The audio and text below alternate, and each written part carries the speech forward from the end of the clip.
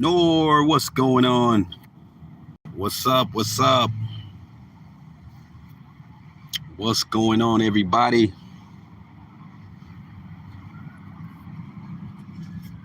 Happy Sunday.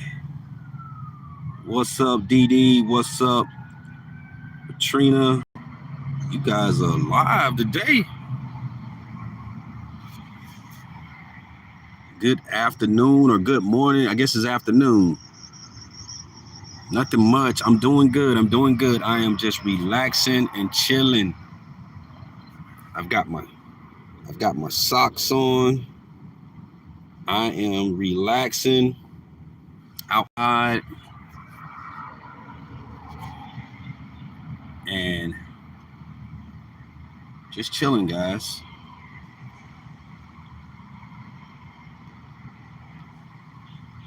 You guys are up. Where are you at? I am in my car. Actually, I'm getting ready to clean my car. So I pull over to like this little, it's like a Sam's Club gas station place. And normally I come here and kick back in the shade. Sometimes I meditate. But what's going on? You guys are doing all right out there?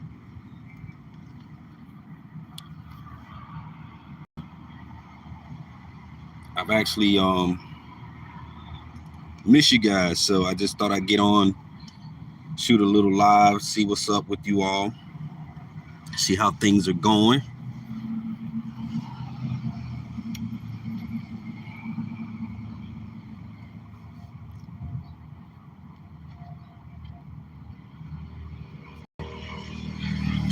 Doing great. That is awesome, you guys. That is awesome. Yeah, sometimes, you got to take out a little bit of time to, um, some self-care. All right. So bring the questions. We are here. We'll just do a little live hangout. Any questions you guys have, let me know. And, yeah, we could just jump right into it. All right. Is hydrogen peroxide supposed to foam? Yes, it normally foams. I used it a couple of times, but it did not foam. Yeah, it's supposed to foam. Normally, when it comes in contact with bacteria, it starts to foam up. It's a oxygen-based type, um, solution. So it normally, once it comes in contact with any type of bacteria, it normally starts to foam. So yeah, it's supposed to. Check the expiration date on it. I don't know if it's old or there may be. I know the type that I use is the 3% one. So I don't know if it's a different kind.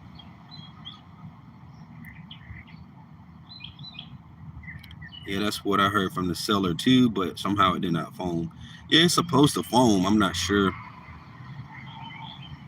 what's going on with that. Sometimes there can be a defect in the item that you bought. Yeah, it's supposed to foam though.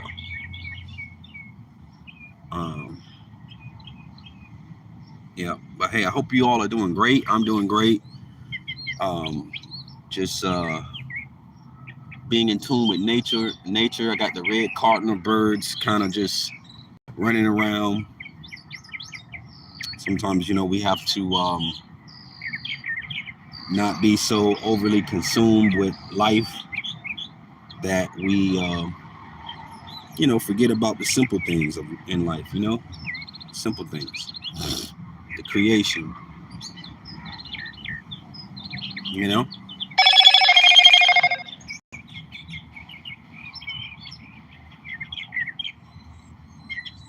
Yeah. So, So last week was it last week? I think it was last week. Yeah, last weekend, I believe it was. We did a live, and I wanted to follow back up with some people on the using the coconut oil. I've been doing some studies about coconut oil, um, or oil pulling, which I've been heard of oil pulling. I used to do oil pulling years ago. Um, I think it really didn't do a whole lot for me during that time because I didn't stay consistent with it. But I've heard some great results about oil pulling, so I thought I'd share that information with you guys. Last weekend, and also maybe consuming a little bit of coconut oil, and it's known for killing off bacteria.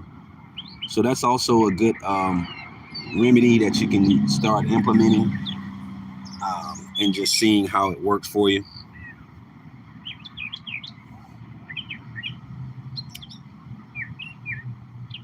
Can bad breath come from your gut that has a bad bacteria? Most definitely, most definitely. Um, it stems from the gut, and then it can spread pretty much throughout your system. Um, a lot of times, when your gut is not, it's not right, or it's not properly managed or maintained, um, you'll have all types of bacteria, from the mouth, the throat, because, like, again, most people that have real bad gut issues, they have acid reflux. That's one sign. Well, when you have acid reflux, it's basically the stomach contents is pushing up through the esophagus, and then eventually through the nose or the throat. Normally that's where you smell it, at the nose or the throat area. So those bacteria, you can't see them, but they're there because everything is coming from within the system, within the gut. Okay. So yes, most definitely you can have bad breath, consistent bad breath, because of the gut. All right. Now the question is, why don't everyone have halitosis, bad breath? It's just a combination of their gut microbes, the microbes within the gut. The microbiome within the gut is balanced. So if they have a balanced gut microbiome, and they have a good portion of stomach acid, more than likely they're not going to have an issue with halitosis. They may have bad breath. Everyone has bad breath from time to time, dry mouth, things like that. But it's not to the extent where it's an ongoing, consistent thing. So you want to focus, I would say, about 90% of your health on the gut. So I'm always constantly focusing on the gut, always, from taking things like prebiotics, making sure I'm getting enough fiber, from taking or drinking different herbal teas, detox teas, or consuming apple cider vinegar before meals, or in between meals. I'm always constantly making sure that my gut health is going to be okay, and that's really what has saved me. That's what has helped me, throughout this time. Okay, and it's just being consistent and maintaining. When you fall off, or you're lackadaisical about the situation, it's hard to it's hard to have consistency. All right.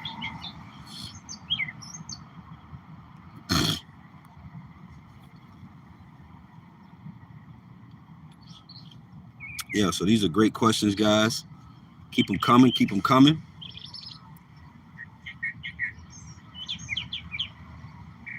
And what I've learned is doing things in moderation. So once you heal the gut, once you got the gut under control, you'll know. How do you know your gut is healed or it's under control? Well, you won't be bloated. A lot of times, when you have a gut issue, after you eat certain foods, you may have a diarrhea, or you may start using the bathroom, in terms of diarrhea, or you may be very bloated. Okay. So these are some of the signs and symptoms that someone can have if they have a gut issue. Okay. Um, you may be you may consume alcohol, you know, which is definitely going to, uh, work against your gut microbes. All right. So you want to make sure that if you do drink in moderation. Okay. You want to drink in moderation. Not every day, not every weekend, every blue moon. All right.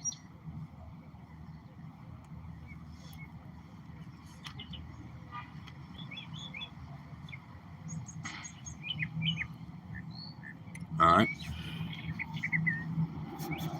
Yeah. So one of the things that I like to encourage you all is to, again, I know I sound like a broken record, but I just want to make sure that I really, really elaborate this to where it sinks in. All right. You want to make sure that you are um, trying to eat according to your blood type. Everybody's blood type is different. Um, and that comes from where it's based on where we're from. We all are from different places, parts of the world. So we all have different blood types. If you're blood type A, you have lower stomach acid. Now, can you see a reduction of? We've had people that, like I said, they've increased their stomach acid, and it took away the mucus, it took away the stinky smells because they had enough stomach acid to burn up the foods that they're eating. Also, you want to make sure that you proportion your food. If you're eating animal protein, you don't want to overeat it. A lot of that is a culture thing.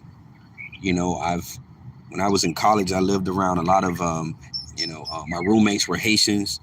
I had Jamaicans, Haitians friends. I had white friends, black friends.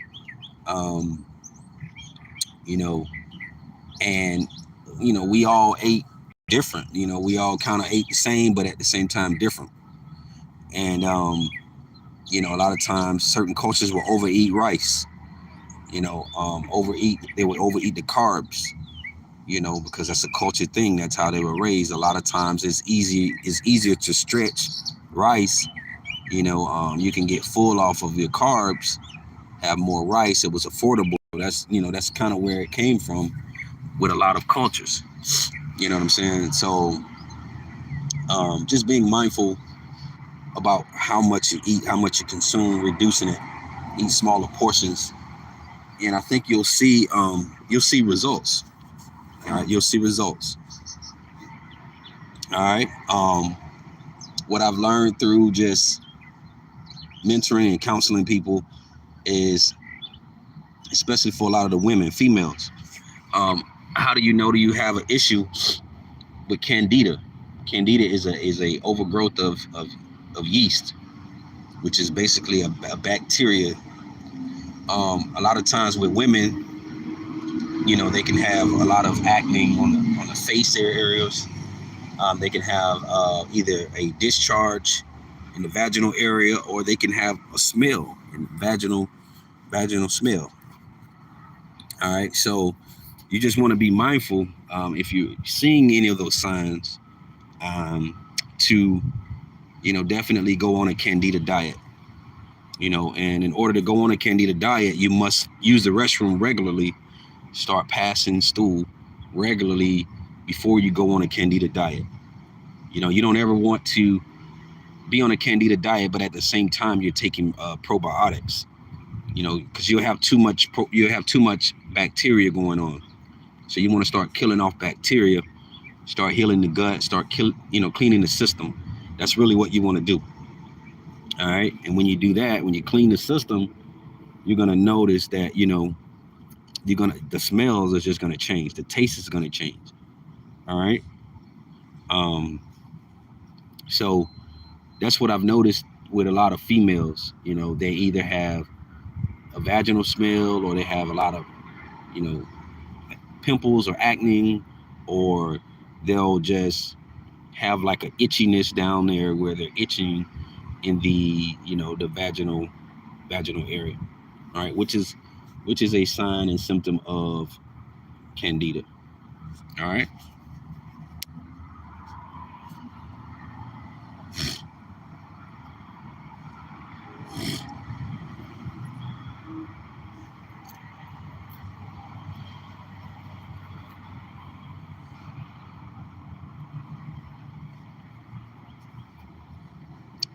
Yep. So that's pretty much what you want to do. Um, let me see.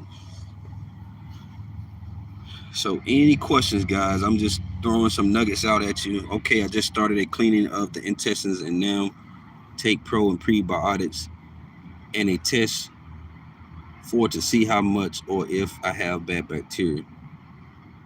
Yeah, more than likely, if you have a lot, like a white coating on the tongue, like a lot of it, um, and then if you're having like a lot of bloatedness on, within the gut, if you're on birth control, or if you've taken an antibiotic, or I'm trying to see, um, or if you're like experiencing like smells downstairs, or if you're itching and things like that, a lot of times these are all like warning signs that there's a possibility that you have candida. All right. And again, how candida forms is just based on your diet. You might eat or consume things that are high in sugars, high in fats, and over time it creates a overgrowth of yeast. Okay. So a lot of you drink alcohol a lot of you consume a lot of breads, a lot of sugars, um, even a lot of grains. Grains can be healthy, but if your system is already, messed up, it's just going to make it worse. All right. So just remember that.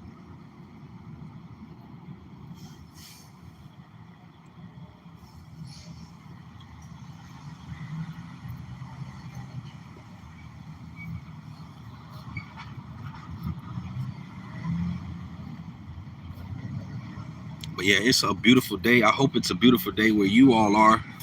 I know some of you are in different parts of the country, so it may be getting close to nighttime, or it may be nighttime where you are.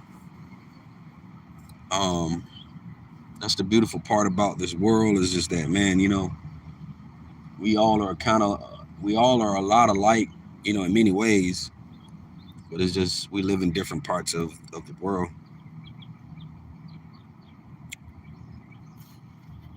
But I'm glad that you all are doing well. I'm glad that you all are safe. It's been a lot going on with the war and things like that. Um, and believe me, it's more to come.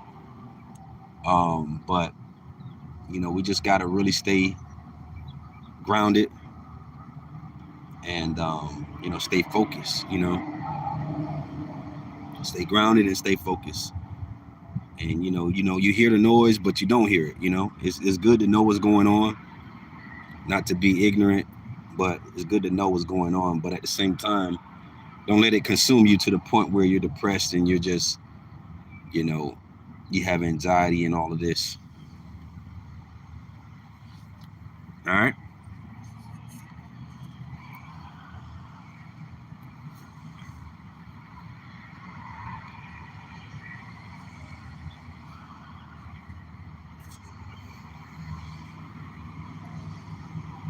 Okay, the police is out here. See what's going on. They drive very bad out here, guys. Florida driving is the worst driving.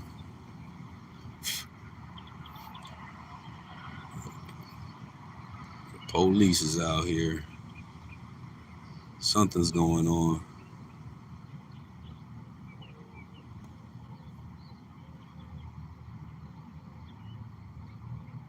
May have been a hit and run. They'll do that out here. Anyway,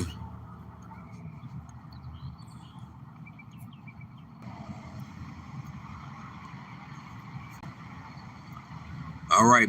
Tina says I have bloating and acid reflux that just started. So what's gonna help you is, let me turn my phone around. What's gonna reduce the bloating is when you relieve yourself from the glutens. A lot of the glutens can cause bloatiness. A lot of times you eat gluten, you don't even realize it. If it doesn't say gluten free, you're consuming gluten. Gluten is glue, right? It's the root word of glue. So glue is a sticky substance that helps with binding and holding product so that it can preserve it and so that it lasts. The food lifeline, lifespan of it being shipped and put on the shelf. But too much of it, too much of anything is not good. So that is, a big key. It's responsible for clogging people up. Like I said, when you go on a detox or a fast, drink the herbal teas, you'll start to release a lot of gas, really a lot of air. The bloatedness is really like a lot of air that just shouldn't be there, air within intestines and things like that.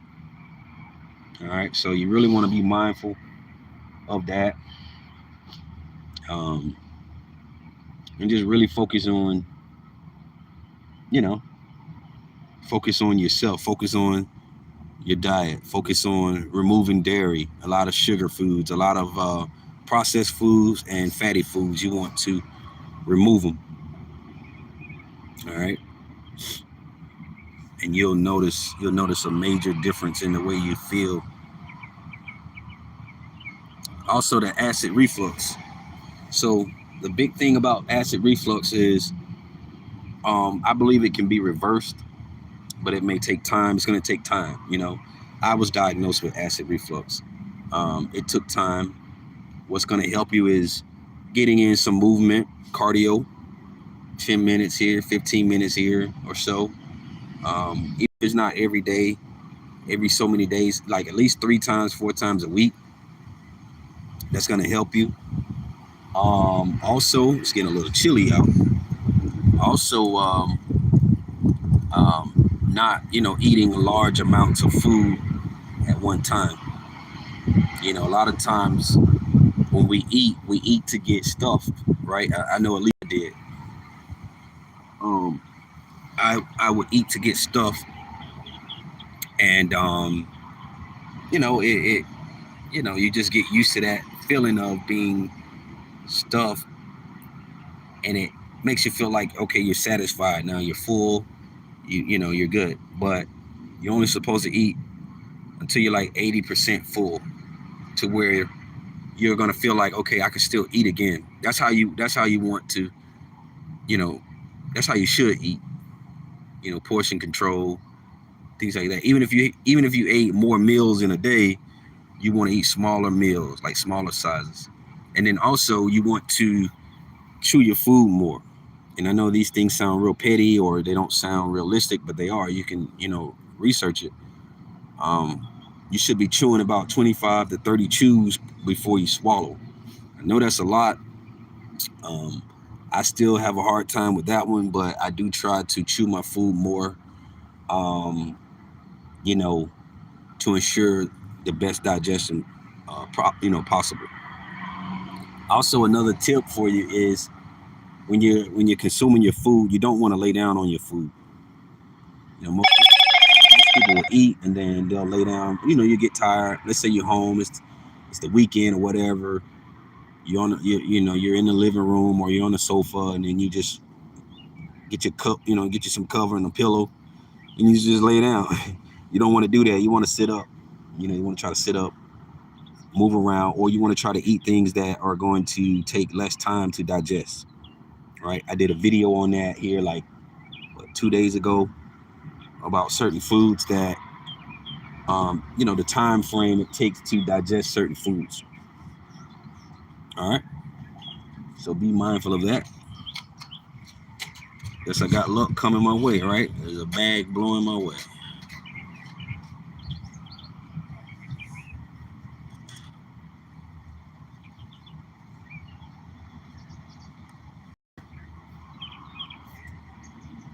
All right, what we got?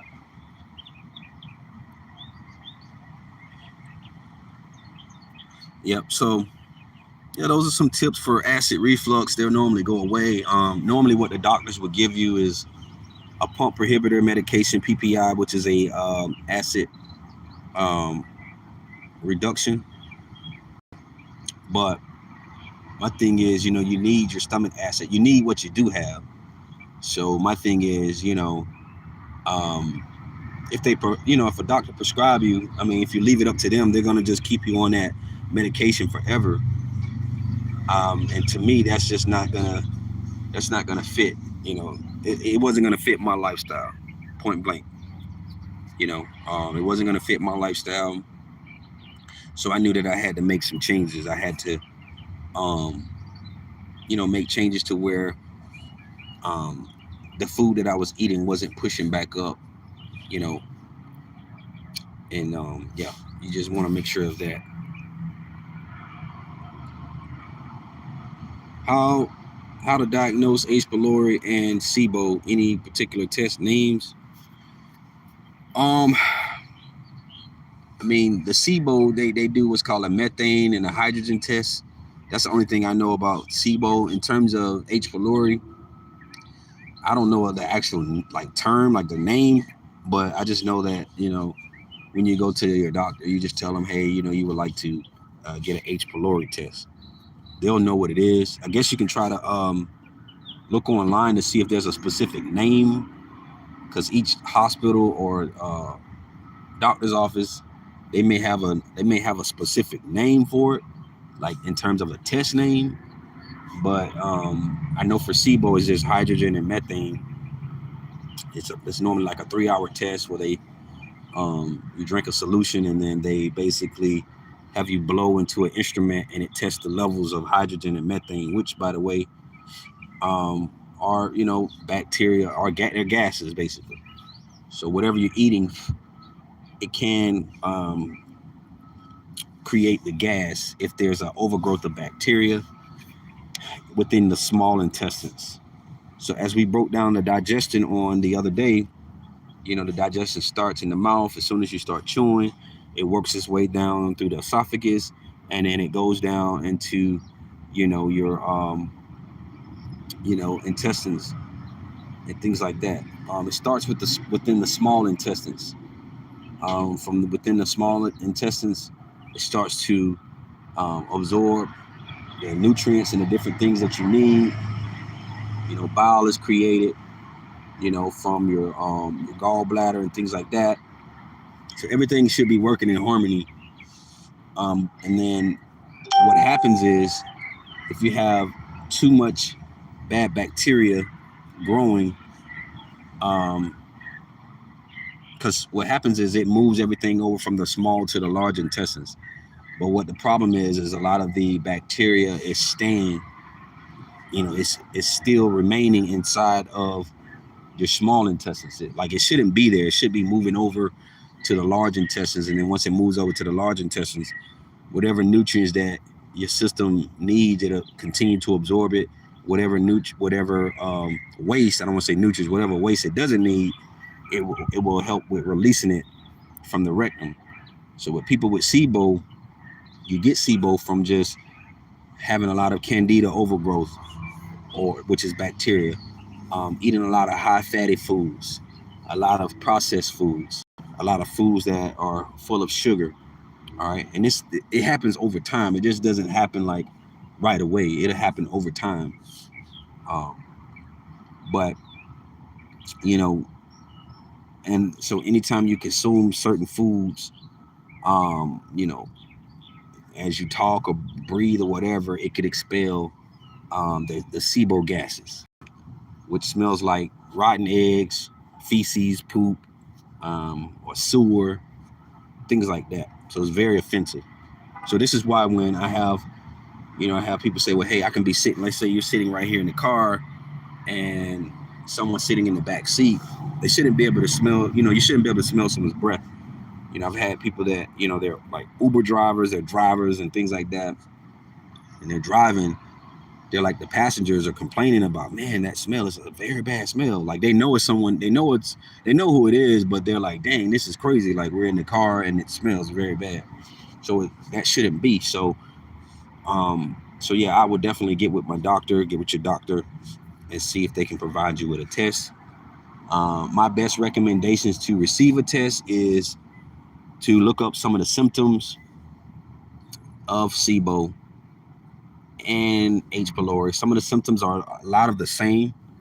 So like diarrhea is a symptom, bloatiness is a symptom, bad breath is a symptom, pain in the gut can be a symptom. It doesn't mean that you have it, but it can be a symptom, right? Because for me, I treat all symptoms the same. So like if someone has IBS, which stands for irritable bowel syndrome, if they have H. pylori, if they have SIBO, all of these different terms display the same symptoms. So it is kind of tricky to be like, well, which one do I have?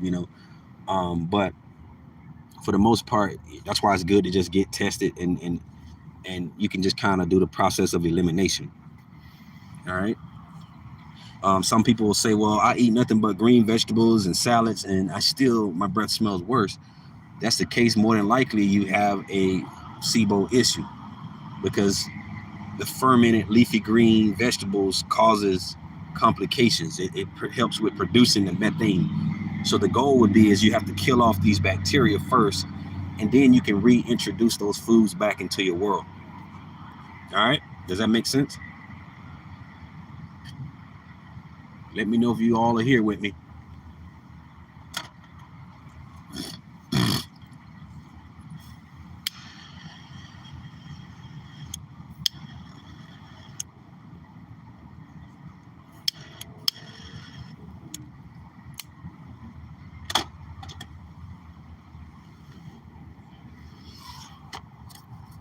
All right.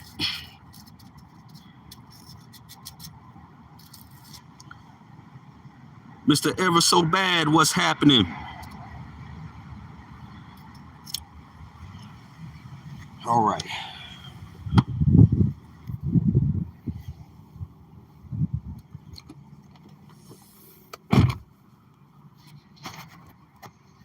All right, I'm here. 100% here. It's a little cold right now, man. All right, can y'all hear me? Can y'all hear me, guys? I think I gotta wind up on these windows. I know I'm down south, but man, this is like, man, it is cold. Okay.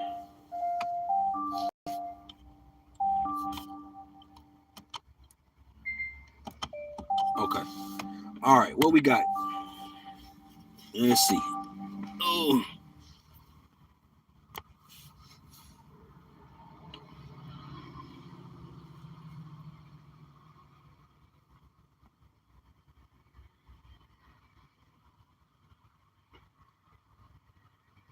All right. Lily, what's up? Okay, so you've been using a herbal toothpaste, 23 herbal extracts. It keeps my mouth tasting fresh all day. I brush twice a day. It's a game changer. Okay, I don't know how to pronounce that. Are you mirror 4? Well, no, your mirror. I don't know if I'm saying it right. Your mirror.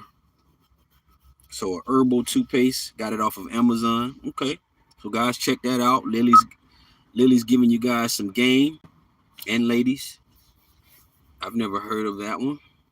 Brush twice a day. Yep. I have a white coating on the tongue.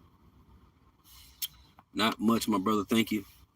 Oh yeah, no problem, y'all. I just want to help. I want to help you guys. Just try to, because I know how it is. I know what it feels like to be embarrassed. To walk around not being confident, feeling confident about how I smell and things like that.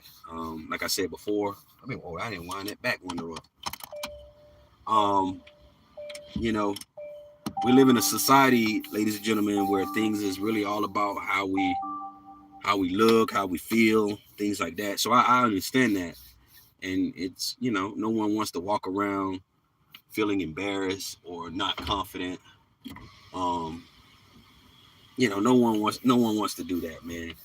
And I know, I'm sure, I don't know all of you on here personally, but I'm more than likely about 90% sure that you guys really try your hardest to take care of yourself, take care of your hygiene. You brush, floss, you probably gargle, things like that. But other people don't know that. They don't know, but you know. So my advice would be, definitely focus on, you know, every part of it. Your mouth, of course, making sure you have, your dental routines, dental checkups, and things like that. That's very important. I'm actually due for a dental checkup. I don't think I've had any dental stuff in like a year. Um, but I do take good care of my mouth, so there shouldn't be any issues. But you still need to go to get, just to make sure that there is nothing there. Um, so yeah, just focus on really trying your hardest to. I think the hardest part is going to be that diet. The diet part is so hard for a lot of people. The consistency, because you're basically trying to reprogram yourself, in your body. What it is you're fighting your body. Your system is fighting against what it's used to. Your brain, your body, it's fighting against all of the things that it loves. Don't get me wrong. I love all types of foods too. Um, I am really going to be working hard this year. A goal for me is to just be all the way vegetarian. Um, that is a goal for me. Um, I'm not accomplishing that goal yet. I haven't yet, but that is a goal for me. Um, Being that I know what my blood type is now, I need to eat according to that. Which is why eating smaller portions of protein, animal protein, is going to be, the most helpful for me. You know what I mean? Um, so yeah, just really staying mindful of that. Trying to just really cleanse the system. You got to cleanse the system. You got to. It's not just drinking Epsom salt, or because some cultures, they'll just drink Epsom salt, which you can, by the way, to help with releasing, because it's got magnesium in it. But I would recommend just taking a magnesium supplement, on a regular, to help you stay regular. All right, magnesium, iron, um, calcium supplements. I consume them daily or every other day. Sometimes I'll forget, but that keeps me regular for sure. Especially if I let's say I had a cheat day or whatever. It's not gonna kill you. It's not gonna hurt you. All right. But really cleansing the system, cleansing the liver, the kidneys, the gallbladder. There's things that will help you, to remove the toxins so that it can work better. Your liver's got to work better. Your gallbladder has to work better.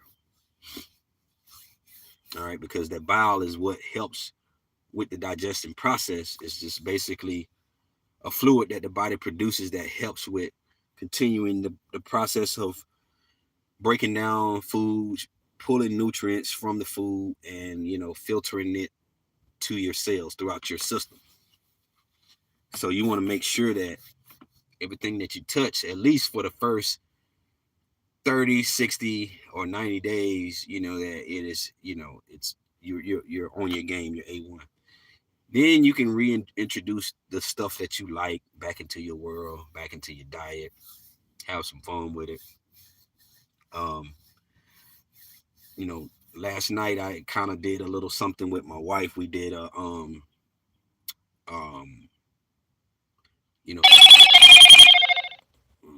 yeah, we did like a Chinese thing where we basically where we basically um we made like our own Chinese food, like our own um you know orange chicken. That's kind of like what we did. We did our own orange chicken, did it at home, and it was okay. It wasn't the best, but it was okay. It wasn't the worst, but it wasn't the best.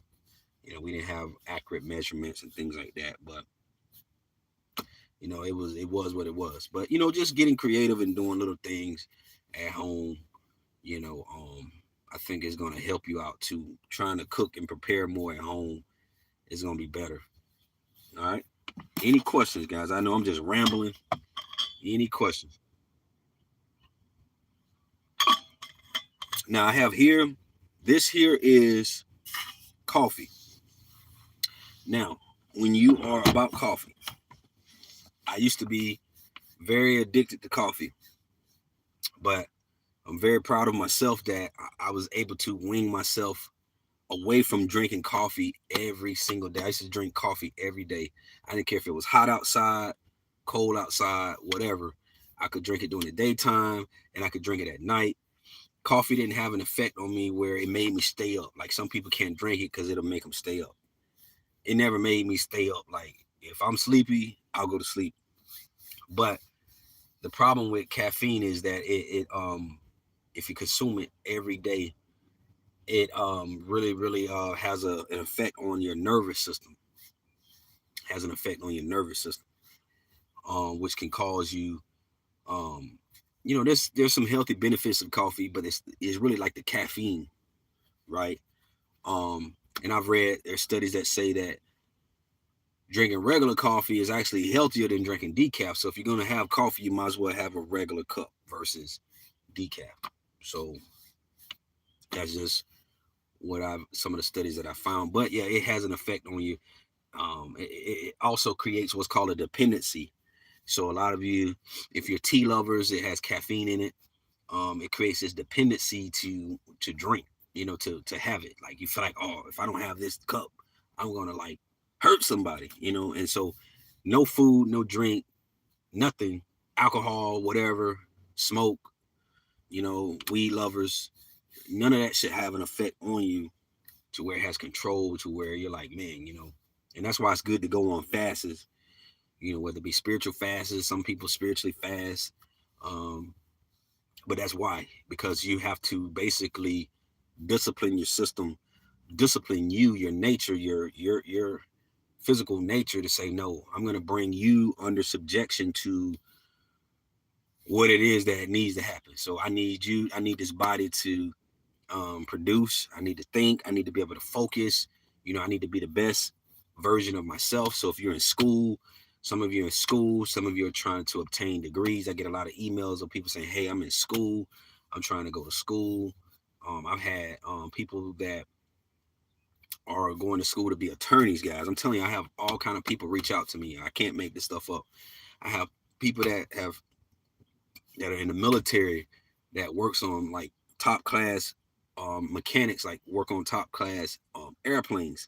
I'm telling you, I have people that are in like hair salons, like they're cosmetologists. I have all types of people. We all are people, right? We all have different career paths. We all have goals. We all are striving for our version of what we call success. Success is different for a lot of people in many ways, but the first key of success should be our bodies.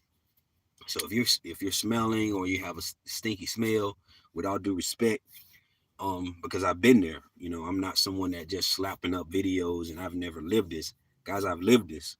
So I know how it feels to be laughed at, picked at, maybe not directly in my face, but the whispers, people talking about you and things like that. I've experienced it. So my thing is, you gotta try to focus on the discipline part of eliminating the things that has to be eliminated, and caffeine is one of them for sure. It's one of them. It's a big one. Caffeine for a lot of people, alcohol. I do smoke my cigars from time to time. I actually just had one. Some of you probably knew that, maybe didn't. It's not every day, but that's in moderation. Everything in moderation. It's just like wine. A cigar is like wine. It's about the taste. It's about you know just really the taste and the aromas of the cigar. Same thing with wine. It's about the taste and the aromas of the wine. But in moderation. You know. Um, so that's really it, man. If you do things in moderation, you can still live and enjoy things that you might like or think you like or want to try. Life is all about exploring and trying different things. Trying things. I want to try certain types of foods and certain types of Indian food, or different cultures from Africa. I like trying different things. I'm not gonna be put in this box. You know what I'm saying? But at the same time, you gotta set the foundation with your system, cleanse it, and stay consistent. I get people asking, they'll say, and I'll get to some questions. They'll say, "Well, do I have to eat like this all forever?" I just say, in moderation. Do it in moderation. Eat the things you think you like or think you want in moderation. But for the most part, yes, if you want the best, life, you don't want acid reflux. You don't want a metallic bitter taste. You don't want, you know, stinky breath. You don't want to smell like body odors. We have people that have body odors. There's things that you got to do. There's things you're gonna have to give up. All right. So, even with coffee, I've done studies like if you have SIBO and you drink coffee it produces sulfur. The coffee beans produces sulfur. So it's going to be very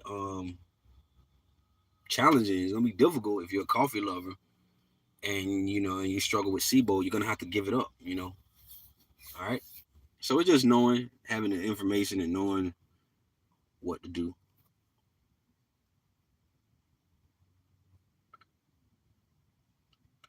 So Lily, man, so I've struggled with it for, let's see, sometimes when you're so far removed from it, you forget.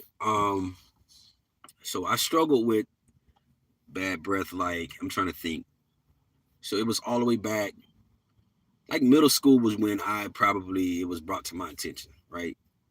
Um, Now I could possibly give, like, all right, I'll just use middle school. Okay, so middle school, I would have been like eighth grade, seventh grade, eighth grade. So that's what, 13, what, 12, 13 years old. Okay, I'll give myself the benefit of the doubt. Wasn't flossing. I'll be honest. I don't remember being a big flosser in the eighth grade. All right. I had cavities then and things like that. But once I got into like high school, um, I had an issue with my breath, but what I did was I was always eating like candy and mints and things like that. So it was, how would I say it?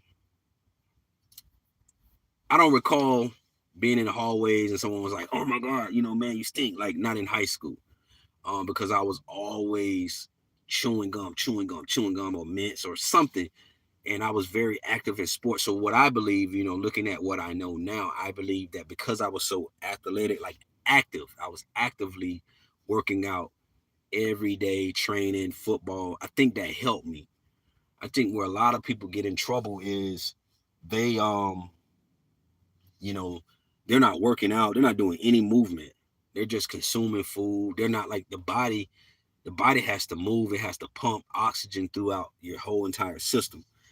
So I believe that's kind of what helped me to where, okay, yeah, it may have been a smell, but it wasn't like, "Oh man, you stink, don't sit by me," or, "Oh, like I said, I was very popular in high school." So ninth, 10th, 11th, 12th, but I did have a lot of discomfort. Like I wasn't confident. I had a lot of metallic bitter taste in my mouth. Um,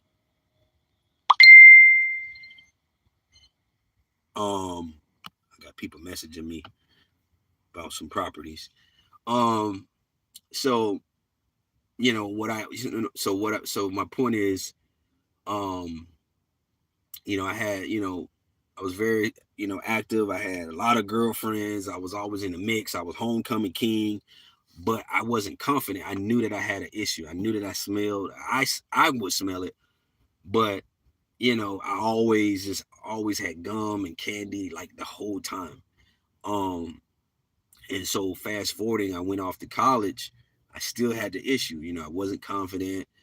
You know, um, and then when I got a little bit older, I started noticing more reactions, like people backing away, or people, kind of covering their nose. So when I got a little bit older, I wasn't really playing sports like that anymore. I would work out and train and stuff like that. Um, when I was still in college, still, I would notice I had to do like group projects and things like that, and they'll be like, "Hey, you want some candy or gum or whatever." I would notice that, and I'd be like, "Oh, dang, like, ooh, my breath, my breath, And then I had a girlfriend one time. She was a real cool friend of mine. We were younger.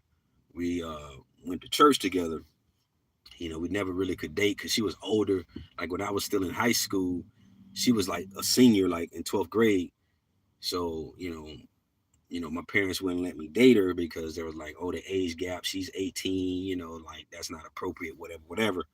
Anyway, we ended up hooking up, getting together later on when I was in college. And she told me I had told her, I was like, I had broke it down to her before we even hung out or went on a date or anything. And I was like, hey man, I got this little issue, man, about my breath, whatever. And she was just like, she was cool, very supportive, man. So that's a key note for you guys.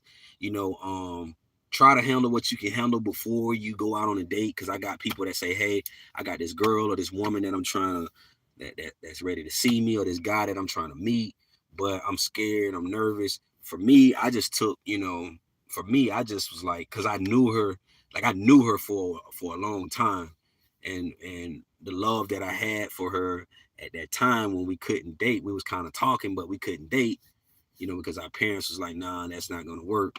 Um, I just felt comfortable, could trust that, you know, that issue would be safe with her and we would get through it. Like that was my mindset. So at that time, I don't know, I was like 24, 20. I don't know. I graduated college late, man. I didn't do the 4-year plan.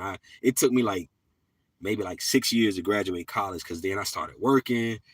And then I took a semester off, because I had a lot of like financial stuff going on. But I think I had to be about 25, 24, about 24, no, about 24, 23, 24, 25. Right. So anyway, I struggled all the way up to like age, what, 20, like 29, somewhere around the 28, 29.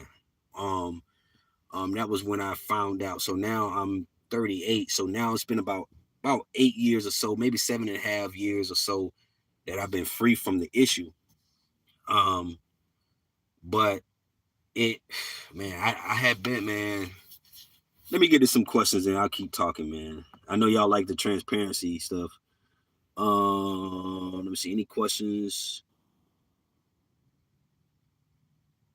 Mr. Ever So Bad says I'm like that with coffee or energy drink. Yeah, so yeah, that's gonna be the problem. So you gotta figure out like what I'll do is I'll do another video of this one uh it's a awesome man. I cannot think of the name of it right now because I haven't been taking it every day, but it's a it's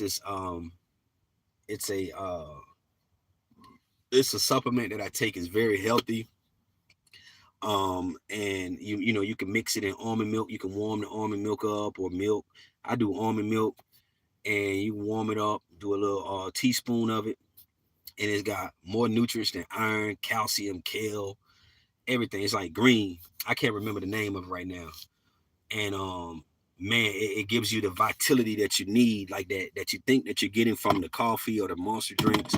It gives you that vitality. I haven't had any this morning, but I'll have some probably before the day is over with. But I'll do another video on it, just giving you guys my review on it.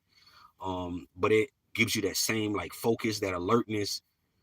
Probably after you take it, like the first day you take it, you may notice a slight difference. You may notice that you have energy and focus. The thing with coffee has always been, it never lasted long for me. Like I would just eventually start to crash. So yeah, it never lasted long. Um, but yeah, that's you gotta wing it. I'm not saying you gotta quit coffee forever because as you can see, I'm drinking it. Right, that would be me contradicting that, but basically, you don't want to get addicted to where you feel like if you don't have it, you just gonna trip. Um, but yeah, so I've been like about 7 years now free of from halitosis. Um, I started my journey with just trying to go and do probably what a lot of you are doing now is ear, nose, and throat physician. I'm not saying don't do that. I'm not saying don't do that. You should go to your ear, nose, and throat physician so they can just check. I've had endoscopies. I've had them go between my up my rectum and look up there. That was one of the most uncomfortable things that I had procedures that I had to do. Um, where they looked up my stuff, my man stuff with a light. It was like air, and that was very uncomfortable. It feels like you're pooping on yourself, but you can't poop.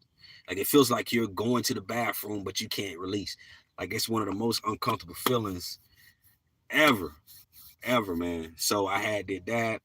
I was, I had a lot of bleeding in my stool at one point, and it really was because I just didn't know. Like I wasn't getting enough fiber. I wasn't getting enough nutrients in my system. At that time, I used to drink a lot. College life. Yeah, man. So I really, I just didn't have the knowledge of okay. Now, when I was in high school, I didn't even drink. I think I tried my first drink my senior year one time, and it was gross. I was like, oh man, this is, I didn't really start drinking until like I got to college my first year. And that's when I first started like drinking, like trying beer and different things. It was just that time. And then it got out of control. Like, it really got really bad, partying and drinking and just doing stuff like that. So yeah, I've been free for about 7 years or so. Does it come back? No, I don't want it to come back. So for me, I've learned my system. I've learned my body. It's just like with anything you do, you learn your body. Um, you know, you learn what you kind of learn what works for you. It's just like with working out. There's certain workouts you just know it works for you. Um, Certain foods, hey, if I eat that, it's gonna make me feel like this, right? Um, it's with anything. It's just learning. I had to learn my body and what works for me. So what I started doing was okay. Once I got um went to my ear, nose, and throat physician, they diagnosed me with acid reflux. Well, before I was diagnosed with acid reflux, um, they was just like, oh, it's some sinus blockage in your nose or whatever. So what I did was I had sinus surgery. It cost me a lot of money at that time. Um, I had, some money saved up. I don't think I had insurance or nothing like that. And it cost like $20,000 for the procedure. So I dropped pretty much majority of my savings on that. Um, okay, so after I got out of that surgery, um, I felt good. I was like, man, I feel good. Okay, this is gonna work. Cool. I got out. I was on a strong antibiotic. Um, was on that for like maybe 7 days or so. And the reason why they gave me that was just to make sure I didn't get any infections in the nose because they went in and cleansed out the sinus cavity. It was actually, I believe, the left one. Um, and hopefully, if I think I have some pictures in my archives, I can maybe do a video just showing you guys how I actually looked during that time. I looked crazy. Eyes was bloodshot red, but I went home the same day. I was fine. Started taking the antibiotics. I've had people reach out and ask me, "Hey, what's the name of the antibiotics?" I don't remember the name of it. I don't remember the name of it. But it cleansed me out. Anything I drank, anything I ate, it just flushed me out. Like I pooped it out. I pooped out. Like came out like diarrhea. So so I was good. Like I tested. I was like, man, okay, man, I'm good. I don't have bad breath, man. Okay, let me see. I went around people. I would leave the house and not brush my teeth. I was fine. People was all in my face talking. I was like, yeah, I like this, man. This is the life right here, man. This is how it should have always been right here. No metallic taste, no nothing. I felt good. And then probably about, I would say 30 days or so, give or take. Um, I was done with the medication. I was eating pretty much. I went back to eating like I never changed my diet. Period. So that's one of the things you gotta learn. If you're not willing to change certain things, you're not gonna see a different result. So that's kind of what happened. I went back to eating, went back to drinking. It wasn't every day, but I would drink. Drink. I ate large portions. I just did everything that I continued to do. I never made any changes. And I noticed that the reactions, people's reactions, me smelling or stink, and I was like, man, this is not gonna work, So I had got depressed. I was like, dang, man, I just had, a surgery. I went back to the ear, nose, and throat physician. Went back to him. I said, look, man, I still smell, because when you go to the ear, nose, and throat physician, when you first go, they have a checklist sheet, and for those of you that have been there, you should know what I'm talking about. They'll ask for your symptoms and things.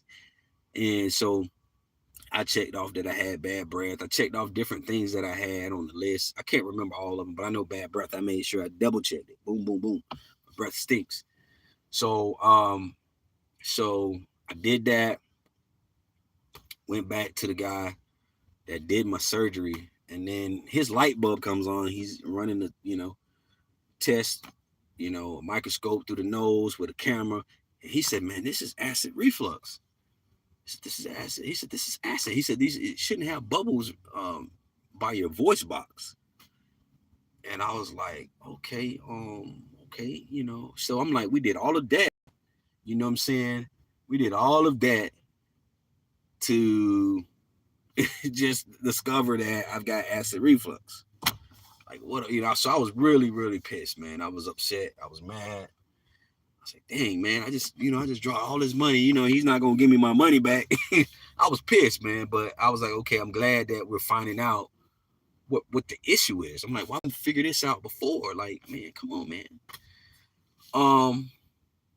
So, he really only thing he gave me was the, PPI pump inhibitor medication. He gave me the spray to go up my nose, which I had been using that before because I had been going to the allergy doctors. And let me backtrack. There was a time where I was taking allergy shots. It was so bad. I was like, man, I'm trying to figure out where this mucus is coming from. So I started taking allergy shots. I was coming in multiple times per week, while I was still in school, taking allergy shots, getting injected with the things that they said was causing me these reactions, really for the mucus stuff. No one never, like I went years without being diagnosed with acid reflux. Years, I mean years, guys. So so fast forward back up. After he discovered or diagnosed me with acid reflux, I'm like, okay, cool. So I started taking, I was taking a little pump inhibitor medication or whatever. And then I don't know, it really didn't solve the problem. Like it still was like the problem was still there, it kind of helped some with the mucus, but it's still, it's the problem was still there. So during this time, this was like what? I'm 20, 28.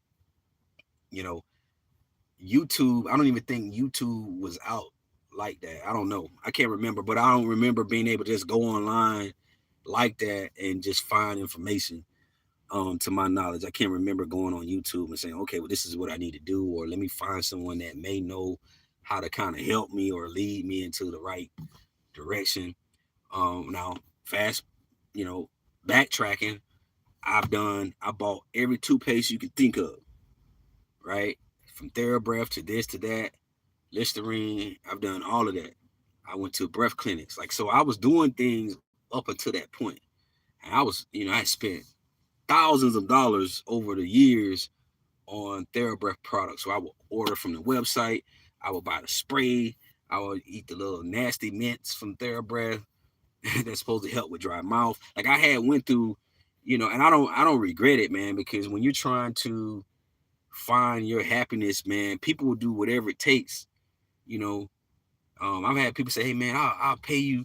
I had people say, "Man, I'll pay you, you know, X amount of dollars, man, to fly you over here to France so you can help me or you can smell my breath." I had people that actually have said that, and I was like, "Nah, man, you don't got to do that, man." You know, no, I would love to take the trip to France. I've never been, but I'm not gonna do that to you. You know what I'm saying? We'll try to figure it out here online or whatever. So but that's how, when people are just so desperate, man. And that's the problem I have with a lot of doctors and things like that. Sometimes they may not know or they may not have the information that they need, or they may just do the standard protocol to keep you coming back to make those co-payments and to keep ordering the prescriptions that they're giving you, and it's not helping. You're just on this wheel, this wheel. So I was on a wheel for years and I got fed up. So what happened was I just said, you know what, let me just try to change my diet. I heard about detoxing. I was like, well, let me just try to go on a detox. So I put my body on the detox. I said, okay, I'm not eating any meat. I'm not drinking. I don't smoke. And at that time, I didn't really smoke. Like now, I just kind of started within the last year getting into cigars, which my wife really put me on to cigars. Um, she bought me this cigar box, and she was like, "Hey, cigars are an elegant thing. It's some people don't smoke them; they just collect them. You can do that too." So I was like, "Okay, I guess I'll try. Let me try it." And I actually started liking it. I was like, "Wow, I like the way they smell. I like the taste." But before then, I wasn't really a big smoker like that. Every blue moon I would probably smoke, you know, weed or something like that, marijuana, whatever. But anyway, so I went on this detox. I didn't know what I was doing, but I was like, I know that what made my light bulb come on was when I took that antibiotic that the doctor gave me from the surgery, it flushed everything out. So I put in connection to, I put, I just put two and two together. Like, okay, if this antibiotic killed off bacteria, that's what it's for. To make sure I don't get an infection in my nose from the surgery, but it also did something to my gut because I didn't stink, I didn't smell anymore. So what if I focused in on my gut? The light bulb just hit me. It said, what if you just focus in on your gut, change your diet, let's start eating certain foods, go on a detox, and then let's reevaluate, reassess. Then let's see if that works. And that's what happened. So, um, like I said, within like 4 days or so, the mucus started to go away. Like it was no mucus. It was just went away. Um, that metallic taste where it feels like it's bitter and things like that. That's my mom calling. I'll call her back. Um, that metallic taste, what I did was it started to go away on its own. Like I wasn't taking the nasal sprays anymore. I wasn't doing spraying taking the pump prohibited medication. I just changed my diet and I drank a lot of water and I was very, very hungry. I was very tempted um to like eat. Like when I would be around people, I would smell like if I was in the airport or whatever, and I would just get these cravings. Like, man, I want it. Man, I want some rice. I want some. I want the foods that I'm used to eating. It was so hard. I want a breakfast sandwich, like biscuit with egg and whatever. So I was, I was like, no, I'm not gonna do it. I want my freedom more than anything. I want to be normal more than anything. So I went cold turkey, and then after like 4 days, the mucus went away. I was like, wow, and I was just eating like salads, greens, like green stuff, like just green stuff, cabbages, kale, spinach. I was preparing different meals like that. Um, I ate, fruit, just everything was just, easy to digest and just a detox. Um, and I started feeling like, at first I felt horrible. I was like, man, I feel horrible. I feel tired. I feel weak. I got a headache. Man, this is like, I don't know if I can do this. I went from feeling like that to feeling like, man, I feel good. I got energy. Like I feel like my body was responding to like the food.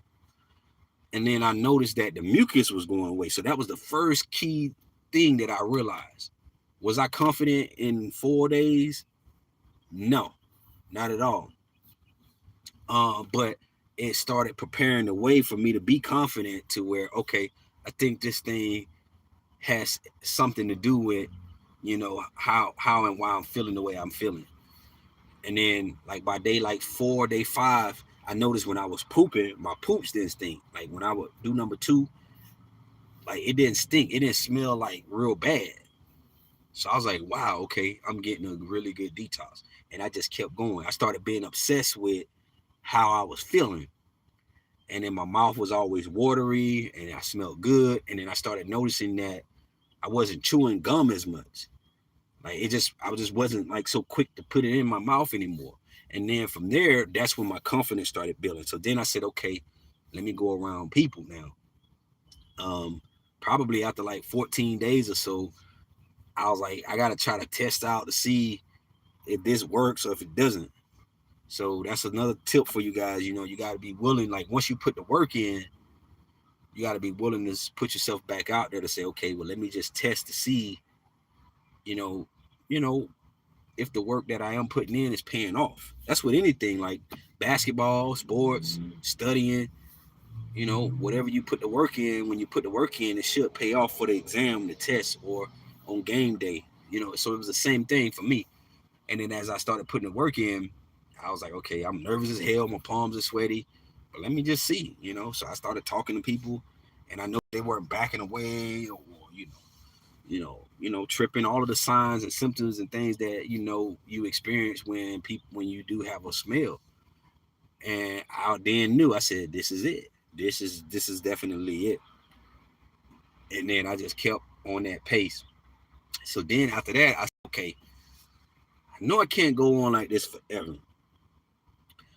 I do like meat, right? Animal protein.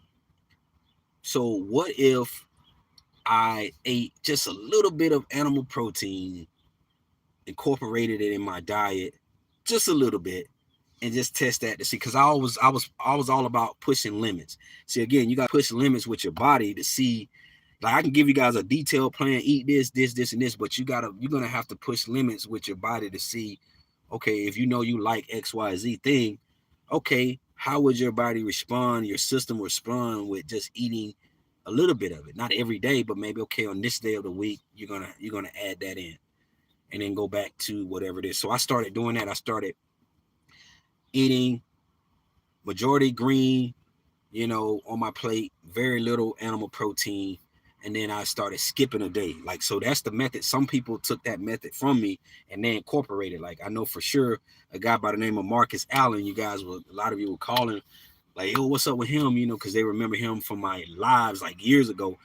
He basically, I can't remember what live it was. He gave a whole breakdown of what works, like what works for him, and basically he adopted what I pretty much said was I ate majority green and very little protein, and then I skip a day, and then you know skip a day from protein, animal protein, get back on the leafy green or whatever I'm gonna do, sauteing whatever, and then you may move another day, eat something that you may want animal protein wise. I laid off of the gluten. I removed gluten. I eat gluten now, but it's in moderation. It has to be. Um, but there are certain supplements that can help you if you're just like, man, I'm just a gluten lover. I'm sorry. So you definitely have to be on your magnesium game. You definitely have to be on your fiber game, your prebiotics, your fiber, if you're eating a lot of gluten, you need a lot of water, a lot of fiber to push it out. Other than that, you're going to be constipated.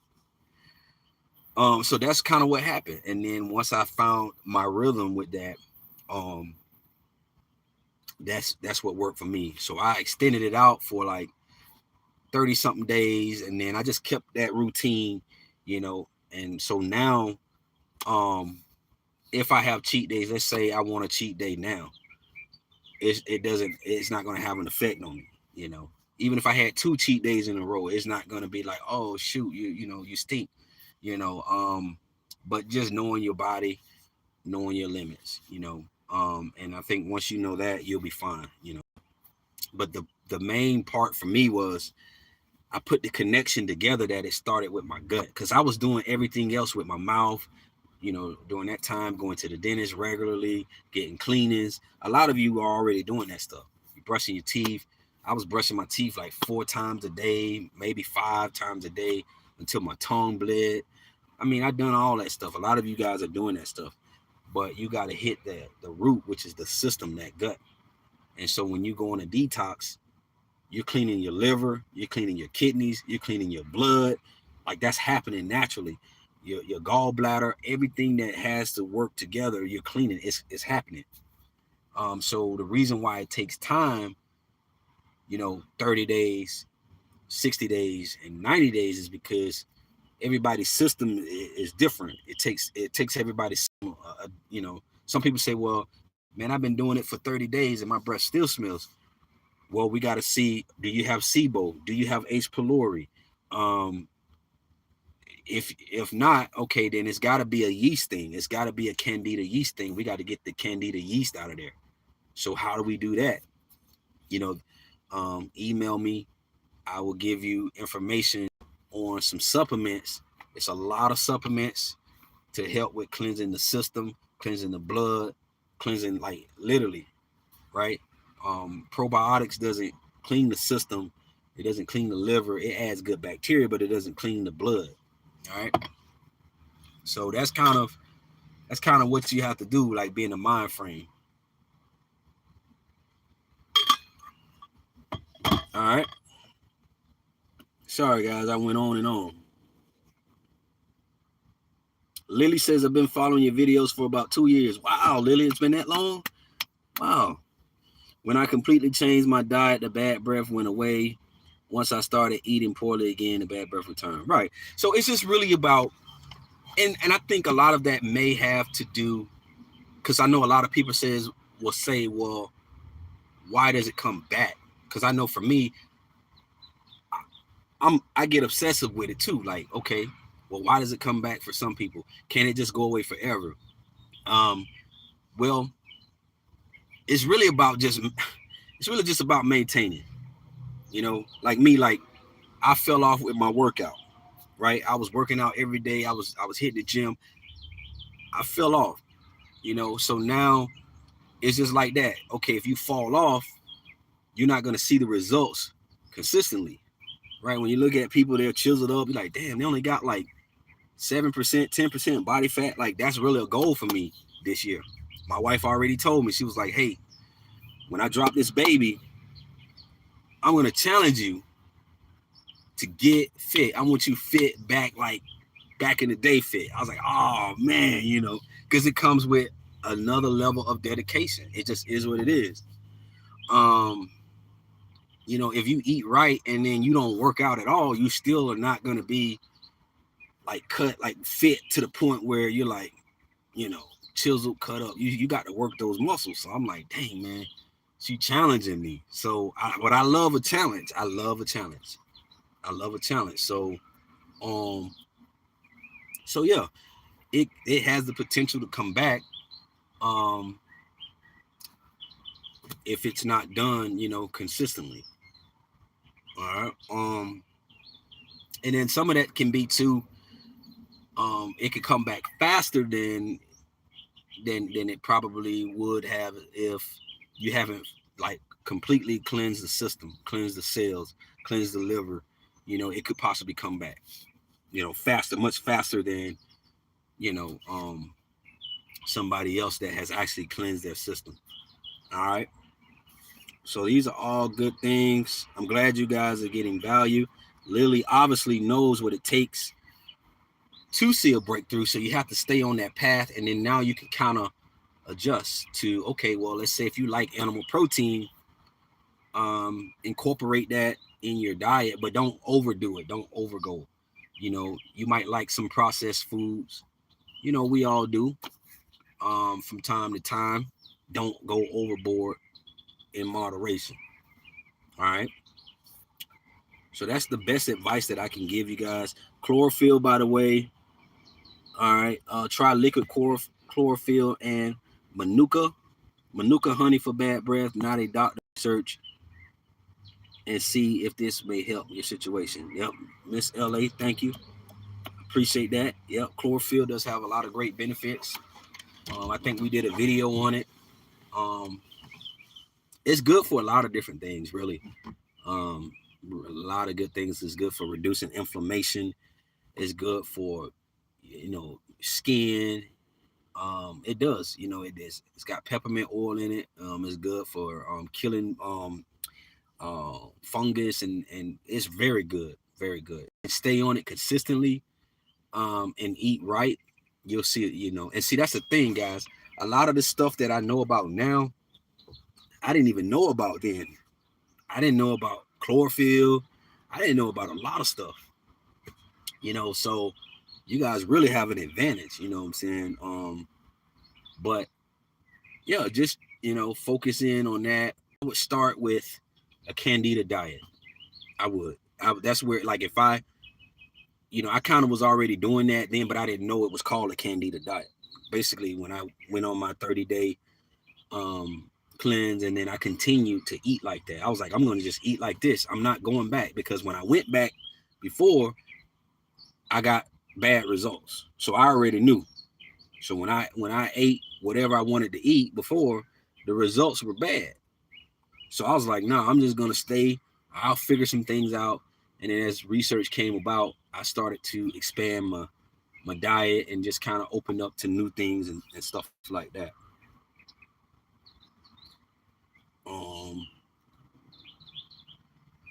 Summer's in the house. No problem, Mr. Ever So Bad. How long did you detox for? Cocoa butter. I like that. Cocoa butter Barbie. Dang, that's what's up. So I detox for at least, I know for sure, 30 plus days. I would say about, I know it wasn't 60 days, but it was definitely 30 days that helped jumpstart me. I would say more so because I was still eating. I didn't go back to eating like whatever I wanted. I kind of ate, I started incorporating meat, animal protein after 30 days. So for me, I don't consider animal protein a part of a detox. So I know for sure, to give you guys accurate information, I went 30 days. In the fourth in the 4-phase formula, I tell you guys 21 days, but truthfully, man, I think 30 days is going to give you a maximum, maximum result, like maximum. But there, some people do 7-day detoxes. Some people do 14 days, but the average is like a 21 day, but I extended it to 30 days. That's where I went. After 30 days or so, I was like, man, I gotta add some type of animal protein in my system. Now there's all kind of protein stuff. There's protein shakes. There's all kind of stuff that you can still get protein and continue. Like the longer you go, the better you're gonna maximize your results. But you just want to make sure that you're mindful of, not, going overboard.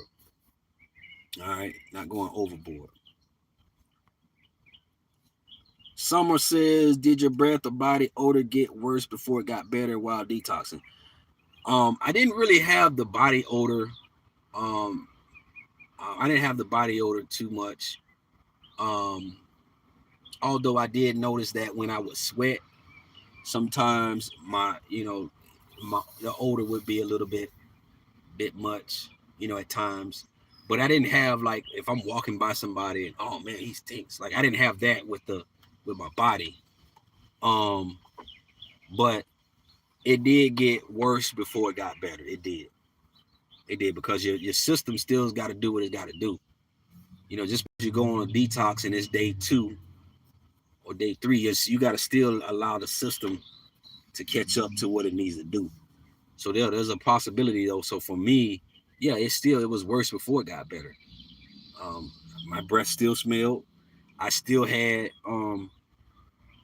headaches. I was cranky and moody because I couldn't eat what I wanted to eat, what I was used to eating. So yeah, I experienced it. It was worse before it got better. But once that mucus started breaking up, like it was the acid reflux stuff, which has mucus in it. Yeah, I mean, which is mucus? Ain't no mucus in it. Which is mucus? Acid reflux is really, it's bile, but it's also mucus content coming up. So once that dissolved and went away, I started feeling better. Like the smells wasn't as, extensive. And then from there, I build on it. I just built layers on top of, okay, I like the way I feel today. Okay, wow, I don't have the mucus. Okay, I don't smell what I used to smell. Now, okay, my stomach's not hurting. I don't have stomach cramps. I'm not bloated. Wow, man, okay, I'm pooping now. Okay, my poop doesn't stink. Wow, okay, this thing must be working. And this is just from all, like, now they got all kind of stuff out now. Teas, herbal teas, chlorophyll. You could detox and take chlorophyll and see a breakthrough. Another thing you can do, you can detox, take chlorophyll, and take activated charcoal. You can walk around and probably not even smell like anything, smell like a baby. All right. Because activated charcoal binds odors, binds bacteria, binds toxins. It binds it. Normally they give people activated charcoal when they are pretty much, like overdosing, to keep them from overdosing, or just like to help them sober up. Like a lot of people that drink alcohol, as I done research on it, that's what it was used for. But you can also use it to detox, to help with removing toxins. So I think a lot of you can see faster results than I did if you just incorporate additional supplements in your system. Okay.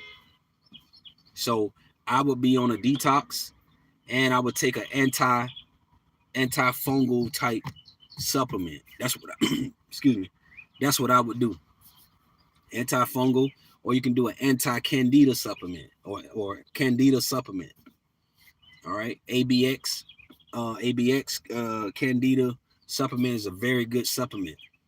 So as you're eating right, you take that ABX supplement, it should start killing off those candida yeast, those bacteria, start breaking it up, killing it off. All right. Then as you're doing that, for 7 to 14 days or so, you can start taking activated charcoal, or you can take it with that. You can actually take it with the supplement. It's going to remove activated charcoal is going to remove the toxins. So as you're taking the candida supplement or the antifungal supplement, you could take the activated charcoal. Is going to help with binding odors. So I think that's the only thing that I've seen that can help binding SIBO odors. Because again, that's a methane gas. So if you're dealing with a SIBO issue, activated charcoal can help with binding that. Okay. But again, it's not. You shouldn't be on it long term. Like you should be. Your body should be able to with respond. All right. Let's see where we at. Did the antibiotics help you? Here's the thing about antibiotics. Antibiotics help me terribly. So antibiotics, y'all, and this is for people like, all right, I'll talk about my situation, but also let's say if you're someone that has H. pylori, or if you're someone that has SIBO, they are going to give you an antibiotic. Yes, take it. You must take it. That's going to help with killing off those bacteria. Also, certain doctors, your doctors can give you a prescription antibiotic that kills off yeast. Like if you have yeast infections, your doctor can give you a antibiotic, like some type of yeast supplement for yeast. You can go to your doctor and say, hey, instead of you saying, man, I don't want to take an antifungal supplement for yeast, I just want to go to my doctor and tell them, hey, I'm having yeast infection, I'm having yeast. And they can give you a prescription for yeast, which is going to help with killing off those candidas. But the problem is now, when you do that, right, it kills your good microbes in your body, and it kills the bad ones. So it you don't have anything good in there. So as you continue eating, like, so for example, for me, I continued to eat the way I had always been eating. I had nothing good coming back in. Okay, yes, some of the foods that I was eating had some type of nutritional value, but for the most part, I was back eating processed foods, whatever I wanted, drinking. So I didn't have a whole, like, my gut environment, it never really fully healed. Okay, that's also another thing you got to understand is your gut lining, your intestinal walls, all of that has to heal. So like, okay, you go on a 30-day detox, right? In 30 days, the healing has taken place. Your body is healing, but depending on how bad your gut system was or is, can determine how long, the length of time that you have to continue, the preparation process for your gut lining. Like, so for example, many of you, I can almost guarantee you, if you have candida, you have more than likely you have leaky gut. Leaky gut comes from same thing: fatty foods, fried foods, a lot of sugars, a lot of sweets, alcohols. So if you've been doing that, consuming that, even gluten, it starts to put holes inside of your gut lining. You may not even feel it. If you don't believe me, just type in leaky gut, go on YouTube, look it up. Your gap junctions in your intestinal lining starts to separate like this. So now you got food particles, bacteria particles, all of that is getting in your bloodstream. When that happens, that can cause a smell. That can cause body odors and things like that. So as you're going on this detox, as you're adding supplements back into your system, you need time. Your gut lining needs time to, conjoin back together. So that's why in 30 days, some people are like, well, man, this don't work, or this is not, I'm not, it can take 30 days, 60 days, 90 days, up to 6 months for a gut to fully, truly heal. So some of you quit too early, or you might give it 60 days and say, well, the hell with it. I'm finna drink today. You're not giving your system enough time to rebuild, to repair. Like you say, Rome wasn't built overnight. Your gut wasn't, damaged in one, overnight. It took time. So, 30 days, may not be enough time. So for the Candida diet, the diet is really geared for 60 days, 60 days. But when you get into like the second month, you can start eating certain foods, incorporating certain foods back into your system. You know what I'm saying? But for the most part, you want to eliminate as many sugars as possible. You want to choose fruit that are lower in sugar. Like some of you say, well, I eat fruit. But yeah, you don't want to eat a lot of oranges and mangoes and bananas, because those are all high in sugar. You want to eat things like blueberries. Like if you eat a blueberry, it's not that sweet. Or a raspberry, raspberries are not that sweet. If really it's not that sweet at all, really, to me. But things like that, you're still getting your nutrition from it, zinc, magnesium, your iron. So all you're doing is you're really just trying to eat to heal the body. Like when you're on a Candida diet, you're not really necessarily eating for taste, like, you know, like, oh, you know, what you can spice it up, but you're really just trying to tell your body, hey, look, body, this is what you finna do. I need you to get right. You know, you're gonna eat what I tell you to eat because it is for nutritional value. Is you know, is what's gonna help with benefit. And that's kind of that's the mindset you gotta have going into it. All right.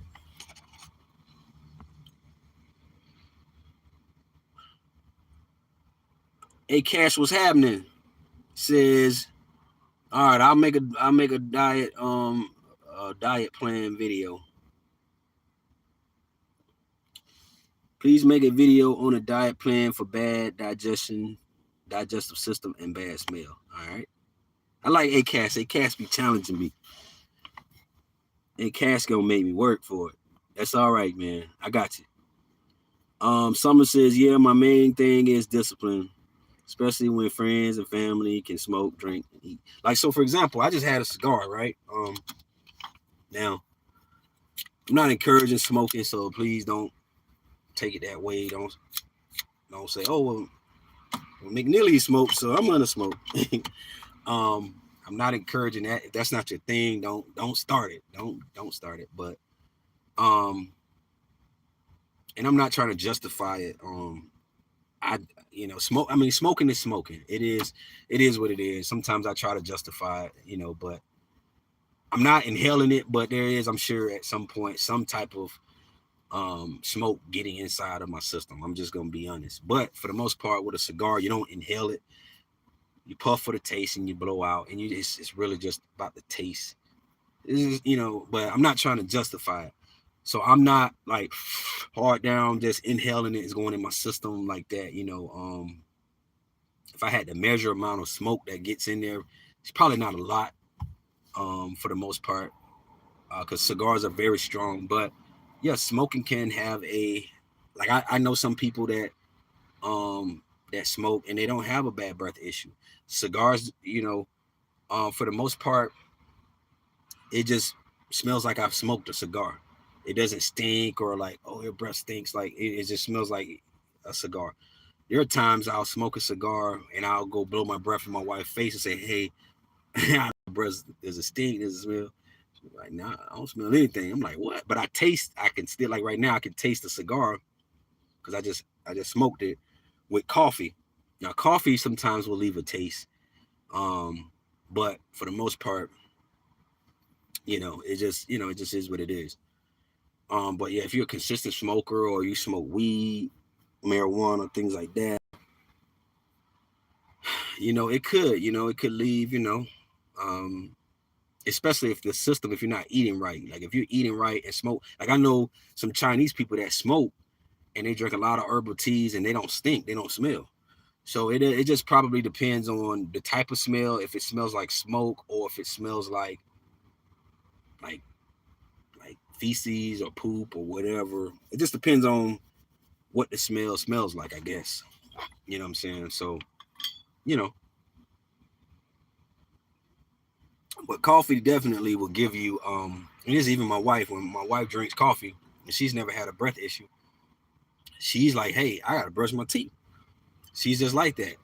Um, so certain people, coffee, it can leave that aftertaste. That's why some people don't drink coffee. They're like, I just don't like the way it tastes. Um, but you know, let me see. Oh yeah, Miss LA, no doubt. I'll take the time, man. I enjoy this. This is how I decompress too. Parasites also can cause bad breath and body odor too. Most definitely. Most definitely. Um, so a lot of it's gonna be discipline. A lot of it's gonna be when you're around friends and family. I know now the next big holiday here in the United States, and maybe around the world, I don't know, is Easter. So a lot of times with Easter is a religious holiday for a lot of people. They, like a Thanksgiving.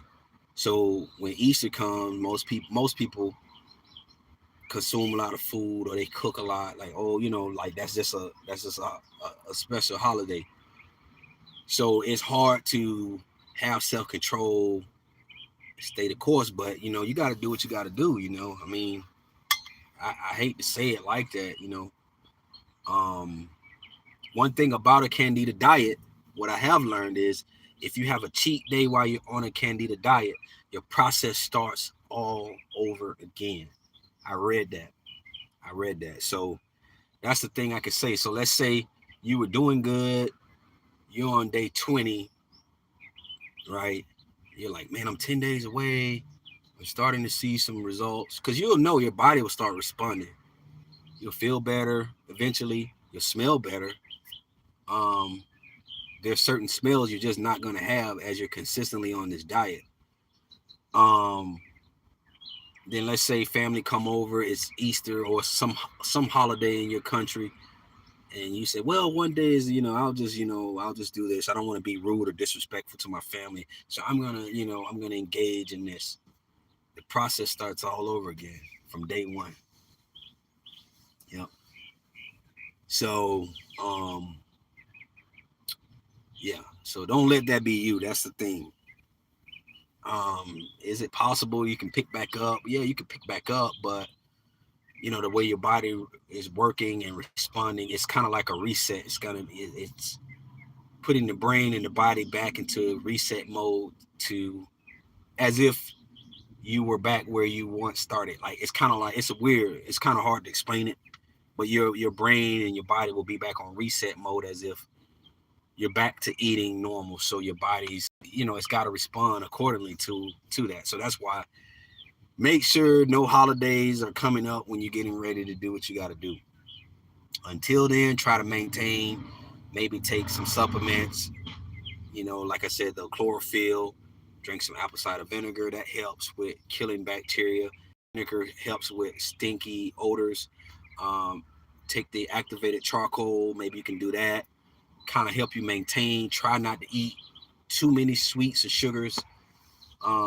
And then when you're ready to go on the diet to commit, then do it. All right.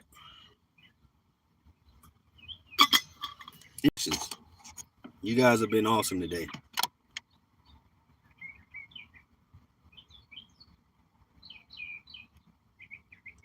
Yeah. So the struggle, guys, it has been a struggle. It is a struggle because you got to focus on the focus, right? Once you start tackling the root, you're gonna start. Your body has to respond, man. Unless you have some type of um, disease or something where it's causing you to have a smell or something like that. That would be the only reason why diet and nutrition is, and working out. Start to work out, even if it's 10 minutes. Like, man, just go to YouTube and type in 10-minute workout. Sometimes that's what I do. I'm like 10-minute workout because I'm so busy. 10-minute workout. I follow this guy named Bully Juice. That's one guy. I follow another guy named Simeon Panda. But they've got other females out there that you can follow. You can do 10-minute woman workout or 10-minute cardio workout for women. And they have a little 10 minutes. So it's like, man, you just got to get the heart rate going, get a sweat. A lot of times when you get a sweat, that you'll smell better. Just I've had no cap, guys, no joke. The young people says cap, but no cap.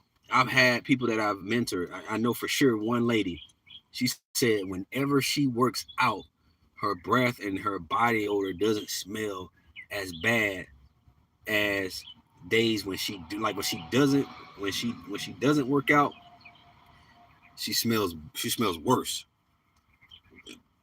So, and the reason for that could be is because your system has to when you work out, the blood starts flowing, all of those, your cells start to move around, they get active, your digestive enzyme starts to get oxygen inside of it. A lot of times after I work out, I have to go to the bathroom. I have to do number two because it stimulates your digestive system. And you guys can look that up. So when you're missing days with working out or just not working out at all, you're going weeks and months without working out, but you're eating, you're really, really, you're doing your body a disservice. So really try hard. I'm even going to be stepping my game up to get back down. I got to get down, man. I need to be at about 10% body fat. I just have to. It's going to be a challenge for me, but it is what it is. And I think that would probably be the best that I've ever looked, even when I played sports. Um, because I really want to get, in the best health possible. That's really my goal. So, you don't have to be at 10% body fat, but at least try to work out, try to, get a sweat. And I'm telling you, especially for the women, that's going to help you. All right, where are we? Um, Summer says, yeah, I see. I was a heavy weed smoker and I would get the munchies bad. I would eat junk. So I think that's the main thing. Also, it can dry the mouth out. Oh, yeah. Yep. We call it cotton mouth. Yep. And that's the thing, too. Like when I used to smoke marijuana, and I know they're making it legal in different areas. So it's not about whether it's legal or not or whatever, but it will make you like go to junk food or cereal or just quick processed stuff because it's quick and it's going to crave that that urge, that hunger. All right, what's up, Jess? I think it is common to lose hope when struggling with bad breath, which leads to not brushing teeth 2 times a day because there is no point, especially skipping brushing at night. Yep. What's up, WT? What's up, Chaga? What's happening? Glad you joined. Yeah, yeah, sometimes you feel like that. Now there's been many a times when I've went throughout the day, went all day. Well, I brush my teeth in the daytime, but at night before bed, I've just gotten lazy. I said, man, I ain't going in there tonight. I've done that. Which I don't encourage anybody to do that because studies have shown um, the most bacteria builds up at night when you're asleep. When your mouth is closed or open, whatever, you get more bacteria building up. So yeah, be mindful of that. Um, I have always struggled with drinking a lot of water. How much water should I be drinking per day? There's been a lot of speculation on that. I've saw things that have said you can drink too much water. Um, I have to say at least try to get at least a minimum of at least 8 glasses a day. Um, that's the minimum. Um, Sometimes I'll carry a jug with me and I'll just drink it, a whole gallon throughout the day. It's not every day, but like when you're drinking coffee or those monster drinks, that doesn't account for any water. Period. So you're really behind the 8 ball because like coffee and all this kind of stuff, it dries you out. So I would say a minimum of about eight, about 8 glasses a day. That's the standard. Um, I would say I wouldn't go over more than like, you know, maybe like 12, 13 a day. I don't know. But there's been studies showing that you could drink too much. Now, there's also been studies that say like when you're eating food and when you're eating your meals, don't try not to drink water, before the meal. And if you're very thirsty while you're chewing, just take like sips. Don't gulp. Don't go, and then keep eating. Because when you do that, you're lowering your stomach acid, and then you guys can look that up. So that's something to be mindful of because you need your stomach acid to break down what you're eating. So let's say you like animal protein, you're a steak person, or you are a chicken person, or whatever, a beef person. You're taking a bite, you're eating what you're eating, but then you're gulping water during your meal. It's going to start to suppress and reduce the stomach acid. So just sip a little bit, just enough to get it washed down, and continue eating. And then try to drink after you completed your meal, maybe like 10 minutes or so after. That's the studies that I've been reading up on.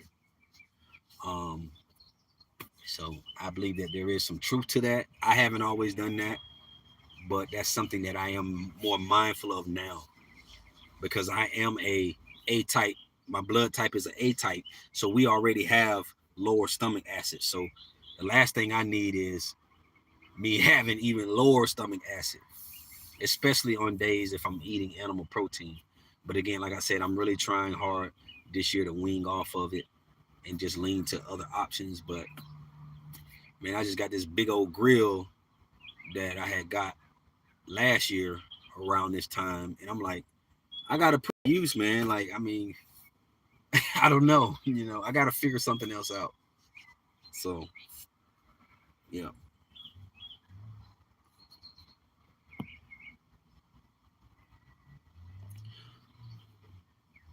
I have always struggled. I've always struggled with drinking a lot of water. How much? Okay, we did that one.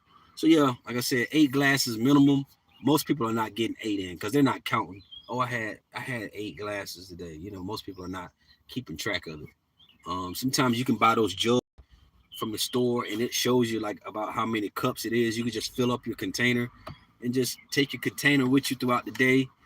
When you first start consuming a lot of water like that, or if your body's not used to having 8 glasses a day, you're gonna be urinating a lot, which is good because that flushes the toxins out of your body. You need that. But anyway, what else? Let's see.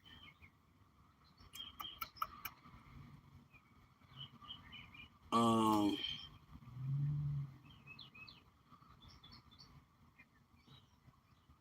Katrina says I was told to drink 15 before a meal. Yep, 15 minutes before a meal or 30 minutes after a meal. Yep, yep, yep. So yeah, so that goes kind of hand in hand. I know I said about 10 minutes after, but yeah, because you got to give your body time to digest what's going on. And if you guys saw the video that I did like 2 days ago, just giving you guys an idea of certain foods and how long it takes them to how long it takes it to digest. If you're gulping a bunch of drink and water down right after you eat or as you're eating, you're not gonna get proper digestion, guys. I'm sorry. It's just I don't know, man. It's gonna reduce your stomach acid. So that is a true thing. Um A Cash says, what should we eat during the healing period? I may have to do a video on it, but basically you want to remove processed foods. Everybody know what processed foods are. So it's foods that are in like bags, containers, like, canned goods, crackers. I mean, it's a long list, but I'm just trying to give you guys an idea. You want fresh fruits, fresh foods, fresh produce, you know, um, you don't want to be pulling up at these restaurants. This stuff is, I mean, it's processed. So if you're going through a detox, you don't want to be at no restaurant, period. You're gonna relapse, you're gonna make it hard on yourself. All of their food is either pre-frozen or pre-bagged. That's processed foods. So you want to remove all of that. You want to eat fresh fruit, fresh vegetables.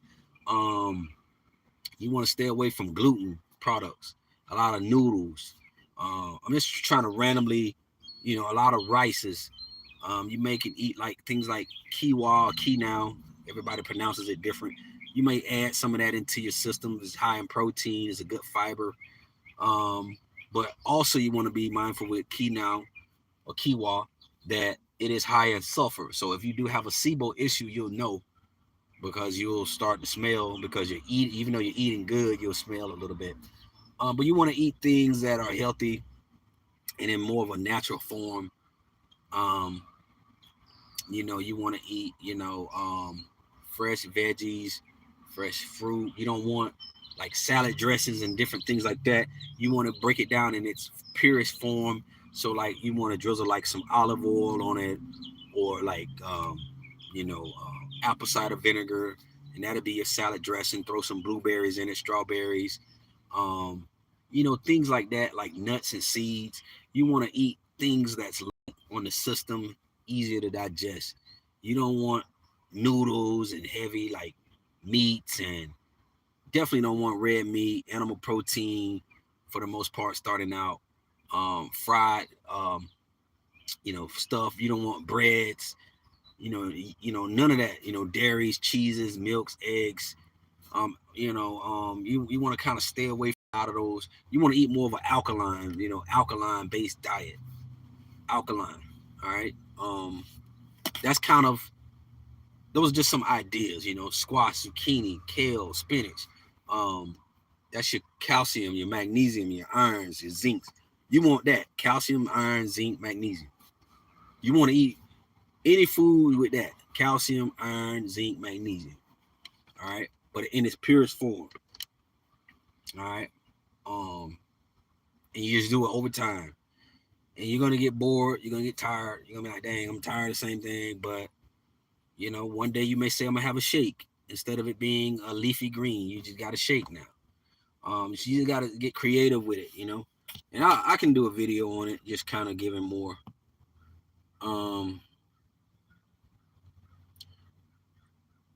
Cut out all caffeine, most definitely. You gotta leave that alone. Alcohol, wine, caffeine, monster drinks, tea. Like if it doesn't say, like, you gotta say caffeine free. Like if it's a tea, like even green tea is healthy for you, but it gotta say caffeine free on it. If it doesn't, nah, it's your immune system. The reason why you gotta let caffeine go is because you want to reduce, like you're trying to heal your immune system. Caffeine makes you more. It makes your immune system more your nervous system more compromised. It makes it um, more stressed. So you gotta eliminate it so that the stress can reduce, so that your body can start the process of healing. Let's say you ate clean, but you're drinking coffee or caffeinated drinks. Your body's still gonna go through a measure of stress. Like right now, I'm drinking this. My body's gonna go through a measure of stress, but I won't be drinking this tomorrow. I won't be drinking this later today.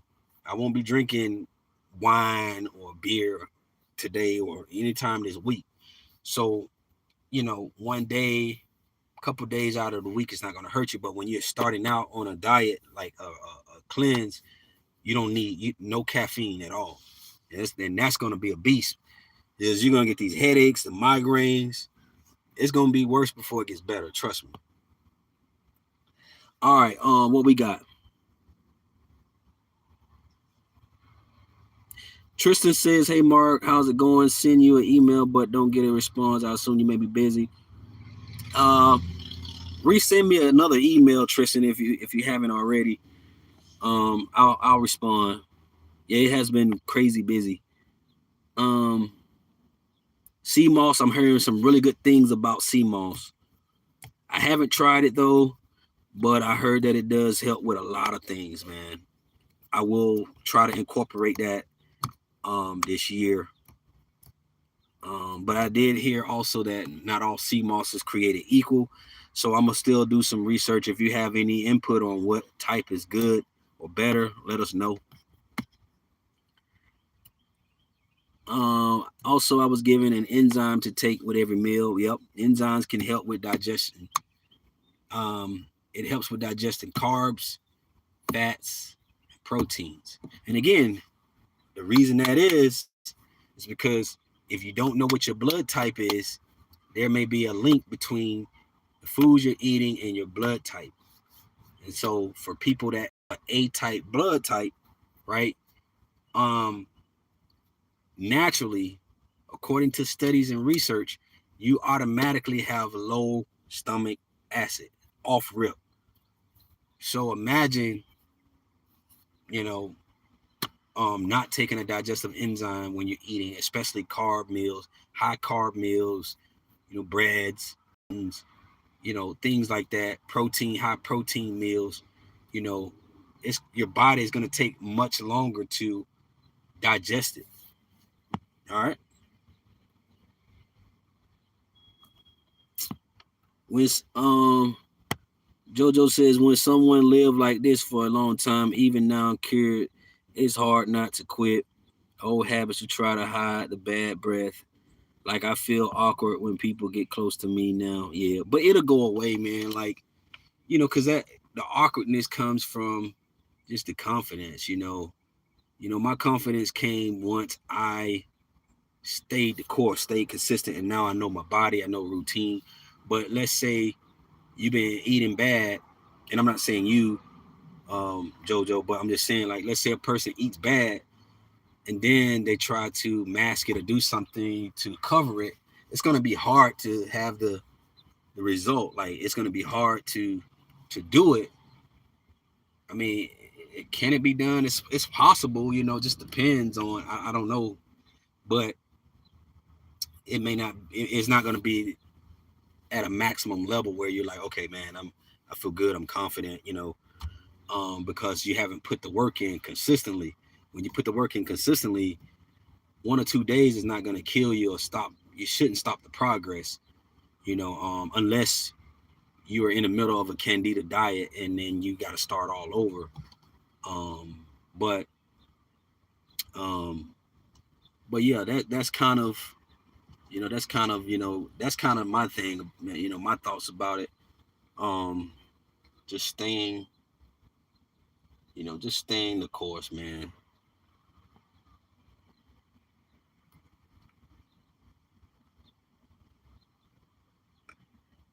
Always about having a tonsil stone, even though I'm not having dairy, gluten, and low processed food intake. Okay. Yeah, those tonsil stones are tricky, man. Um, they're normally supposed to go away or subside when when your diet changes, but also it could be also a hormonal thing, because I'm noticing with my wife, she's pregnant. She doesn't get tonsil stones. Very very rarely she gets tonsil stones, but since she's pregnant, she starts getting them towards the end part. um so she'll come to me for support, like, hey, what do I do, and I'll just tell her, look, gargle, with a little apple cider vinegar, or but after the pregnancy is over with, she doesn't have them anymore. The last two pregnancies, this one and the last one, she's been getting tonsil stones. So it could be a hormonal thing that causes the glands in your throat to help with forming it. But yeah, let me get back with you on that, man. I don't, I want to try to give you something of substance that can help you. But normally, from what I've known, is just, you know, when you're able to reduce that processed stuff, fats, and things like that, it normally will go away. They'll subside.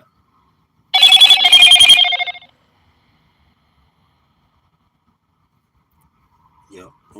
Let's see where we at.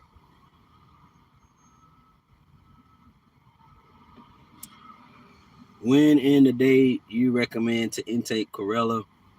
I have powder form. Is it best in the morning on an empty stomach?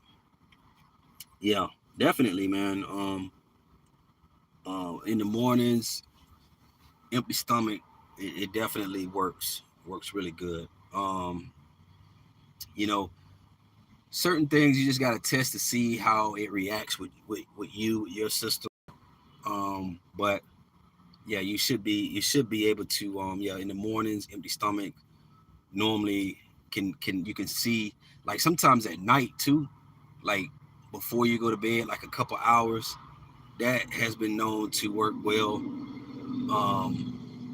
for a lot of supplements, just because it allows it to get in your system and it works as you're sleeping. um but yeah, that definitely, you can do it, in the mornings or on an empty stomach, if yeah.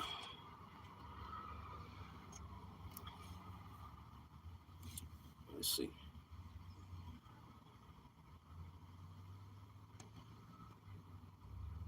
All right.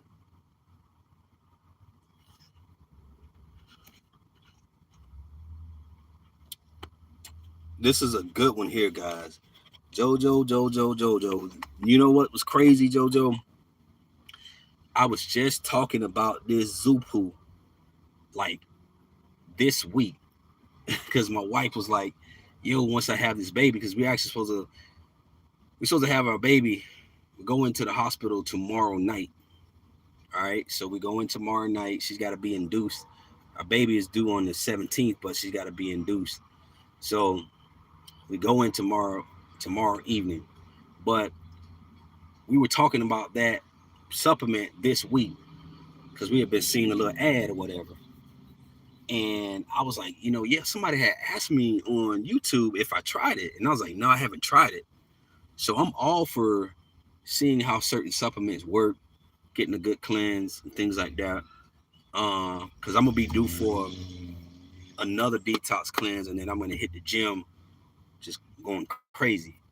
Um, so I do want to try that supplement. I read the reviews, and that's good to know from JoJo that it actually does work and it changes the way you eat. Because the thing is, when you see just how much stuff, and I guess let me ask you this, JoJo. So when you were taking the Zupu, was it stuff coming out, or did it just look like diarrhea, or like what? How did it? Could you give us a little feedback on what you saw? Like, did anything come out? Was it worms? Was it like just grease? Does it just look like regular poop? Or can you give us an idea of that experience? And we'll give you some time to type or whatever, because I think that's very good to know. Um, because I do want to order some. I may order some this week, and but I heard that it will make you use the restroom like after like couple days, like the second day. I've heard people saying they were using the bathroom, things like that. So, which is fine with me. I don't care. I like the more the more you use the bathroom, the more you poop. That means that waste and stuff is not in there. The lighter you're gonna feel, the better you're gonna feel, I'm sure. And then you'll be more mindful, as JoJo said.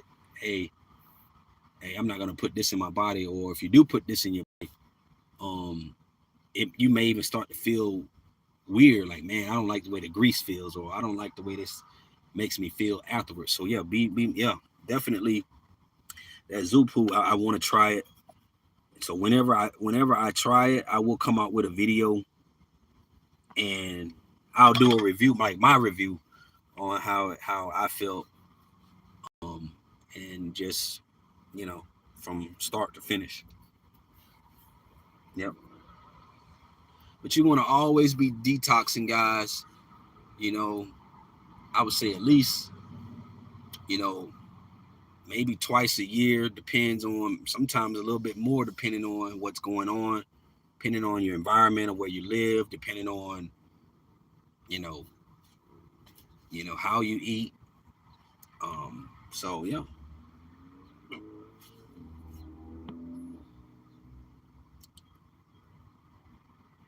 I'm fasting about 15 hours a day. All right, this is Adeline says I'm fasting about 15 hours a day since the 2nd of April, but I didn't change my diet. I almost eat everything. I noticed that bad breath reduced a lot and people are not react more. So what could be the reason for that? That's very good. Very, very good. Again, a lot of it can be the so I'll put it like this.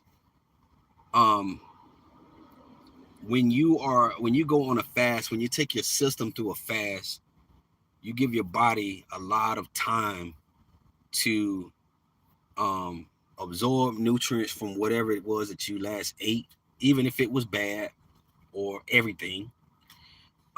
You give your body and system a chance to break everything down, to absorb what it needs to absorb, and to eliminate it. See, where a lot of people get in trouble that have an issue with what they eat, like they struggle in the area of food, they get in trouble with um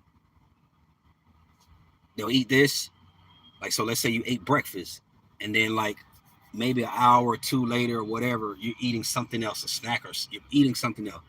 Then after that, lunch, you're eating something for lunch. Then so you're compacting like food on top of food on top of food on top of food. So you got a bunch of food still like trying to be like your breakfast, like your lunch is still trying to process and be digested as well as what you ate for breakfast. And then the same thing for dinner, because so when you eat in got something in my head. So when you eat in 8-hour segments, this 15-hour segment, man, that's a really good one. I haven't done that one. I've eaten in 8-hour segments. I fasted for 8 hours, and through the day, sometimes I may wake up, drink some lemon water, some warm lemon water. It stimulates the digestive system, and that will be the only thing I will consume, or some detox tea. That would be the only thing I consume, and I will eat my first meal in 8 hours. I do that from time to time. Very helpful. It helps with the blood. It helps with fasting has a lot of benefits, man. With the blood, with the system, with the liver. It helps with the liver running smoother. So a lot of the reason behind that is just it allows your body to process these foods and to break it down properly, and to really absorb what you need to absorb, and to eliminate what you need to eliminate. And you're not compacting food on top of food on top of food. So when I did the video 2 days ago or so, or 3 days ago, I can't remember, about certain foods and how long it takes to digest, just think about it. If you ate bacon that takes about, I don't know, 2 hours or so to digest, 2.5 hours, but you're already eating something before that 2 hour span is over, and then you're eating something else, your system is backed up. Like, you're not, like, your digestive, you know, your rotations for what you're eating, for each thing that you're eating, it's trying to catch up with the time frame. So you're behind, like you're really behind schedule on the digestion part. That's how you got to look at when you're eating food. If you eat food that takes a longer time to digest and you compact it, you don't eat in intervals of 8 hours. I'm not saying you have to eat in intervals of 8 hours, but I'm just saying, or 15 hours, but whatever you're eating, the reason why a person doesn't smell a lot of times is because you're giving the system time to digest. You're giving it time to eliminate. You're giving it time to do what you need to, what it needs to do. Sometimes that helps certain people in those areas. The bowel works better, gallbladder works better, the kidneys work better, the liver, like every function of your system is working better, which in return should give you a positive result. It even kills off, when you fast, you starve bad bacteria, you starve um, yeast, you starve biofilm. It starves you because it's not feeding. It constantly wants to be fed processed food, sugars, dairies, all of this stuff. So when you starve it, it kills off, it starts to die off. Now, not all of it dies off. You still have, it's an overtime thing, but that could be why it doesn't smell as bad as if, okay, when you're, as if when you are eating every so many hours or whatever, you know, that's why you see a difference. So that's good. That's very good. Very, very good.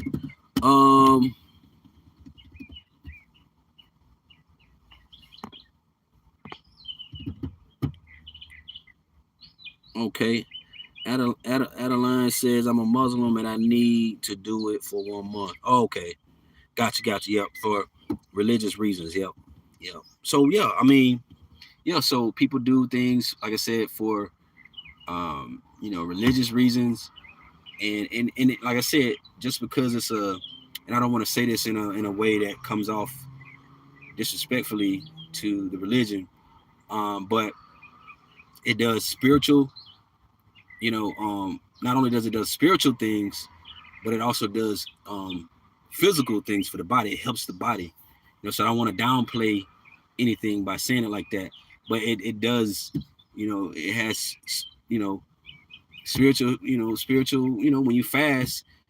For me, when I fast, I see it as, a way to bring forth discipline, and self-control, also with spiritual reasons. So, like I said, there should never be a time, y'all, where food and drinks and the things of this world that we get caught up in has such power over us to where we just can't, like, live without it. Like, we should be able to take ourselves on, fast you know, whether spiritually or whether you just say, man, I'm just doing it for my health.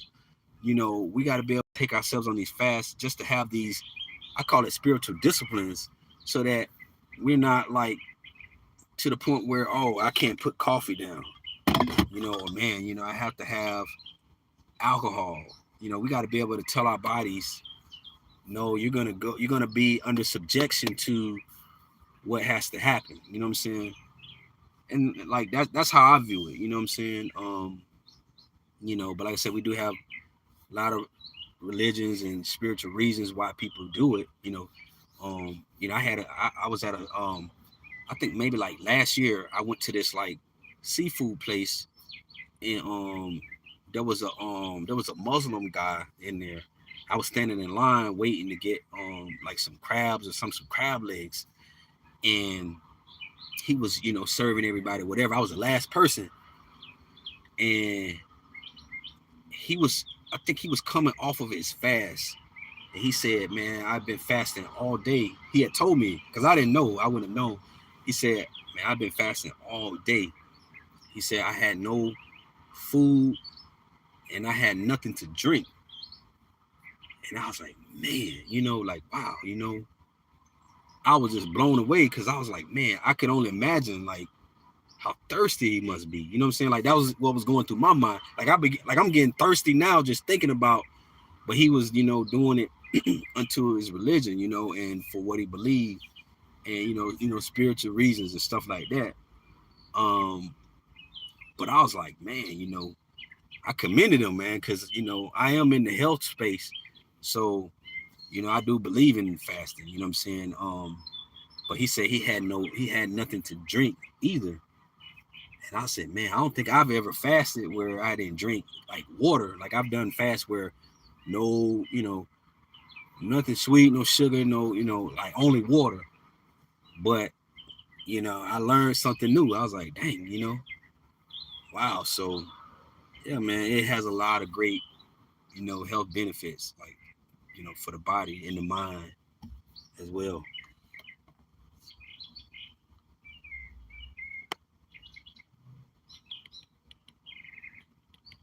Yeah, so the reason for the breath would be the stomach. Could be just um the stomach in terms of the digestion process. That could be an issue. Um, it could be an acid reflux thing, like let's say, so with people with, again, people with stomach issues, they're overeating or they eat a lot of food or they lay down on food and things like that. The acid or the stomach bile will regurgitate back up through the esophagus, which that can cause a breath issue. So it can come off as just mucus. You have a bunch of mucus where you're spitting or hacking. I don't know if you've experienced that, but when you go on a fast, you're not going to notice that you have that. You're not going to have that at all normally, because your body's able to break down everything that you're eating. It's properly being digested. You're not your stomach is pretty much empty, about to be empty, but your digestion process is still going. The nutrients that you're pulling from the food, everything is starting to work properly because you're fasting. You know, you're just taking your body through. When you fast, your body just goes through a cycle of cleansing. You know, so it's really a purity time too. So it goes through a cycle of cleansing after a certain amount of hours. So if you're able to go 15 hours, your body's going through, you know, a cleanse, a purity. You know, it's, you know, being pure. You know, um, spiritual part, holy. You know, things like that. You know, pure. Um, so that's what's happening. So yeah, it definitely is coming from the stomach, because if you eat and start eating multiple times a day, and you notice you don't have that same smell, or you smell bad or worse, then it's an issue with the system, the digestive system. Yeah, and that's one way you can test too. So you can say, well, okay, if okay, when I come off of my fast, let's say, okay, if 15 hours work for me, but let's say you don't want to do 15 hours every day. um you know, you may say, well, you may eat in every 8 hour intervals. Like that's something that I'm looking at now. trying to eat in like 8-hour intervals. 8 hours eat, after 8 hours, in between that, tea, water, things like that, things that's gonna just be of nurturing to my cells, my body, supplements. That's it. Then if I'm hungry again, if it's getting close to bedtime, eat something that's light, that's not going to take a very long time to digest. That's kind of how my flow is gonna be here. So that works for me. But if you have to eat, frequently, more frequent, then you need to maybe reduce your meals, reduce the amount that you're eating. All right, so have smaller portions, and don't eat to get full to where your stomach is hurting and you got to undo your pants and stuff. You just eat enough for nutrition. That's really what you want to do. All right, and you should start to notice a change. Like if you just say, man, I'm gonna fast for the whole week, I'm just gonna eat every 8 hours or whatever. Test it and see if it works. All right, but what the problem is, what a lot of people have is they have a lot of food that's still sitting in the gut, rotting, fermenting in the system. People with lower stomach acid has a lot of fermentation. If you eat a lot of rice, a lot of pasta, a lot of breads, a lot of meats, that can ferment in the gut, and you continuing to eat, you're not fasting, you continuing to eat, you got fermentation just rotting, continuing to just be there. So you gotta, if you fast, that will help with the elimination process. That'll help with the body moving that out, kicking it out, like moving it out of there. When you fast, it's just gonna, your body starts to heal, it starts to work properly when you fast. That's basically the point. So when we go on a candida diet or a 30-day diet, it's almost like a fast. You're still eating, but you're not eating a lot of those hard, heavy foods that's going to weigh you down and that's going to cause your system to be compromised. That's basically what we're doing. So it's almost a fast, but not quite, because you're still eating, but it's designed to help you help the system kill off these bacteria and stuff like that. So yeah, you can do it multiple ways. That is one way to do it, but you have to stay consistent with fasting. Because some people will get on a fast and they'll do good for a short period of time, and then they'll just lose it. Oh man, all hell breaks loose. They'll lose it. Just eat whatever. So you gotta, definitely my advice is, if it's a spiritual thing, you're being led spiritually to do it, or people have certain times of the year that they do, certain fasts. So you do it. But if it's not a special occasion, you say, man, I just really want to do it, be led on doing it, on when to do it, because it can also cause you to really relapse and just go overboard. So yeah.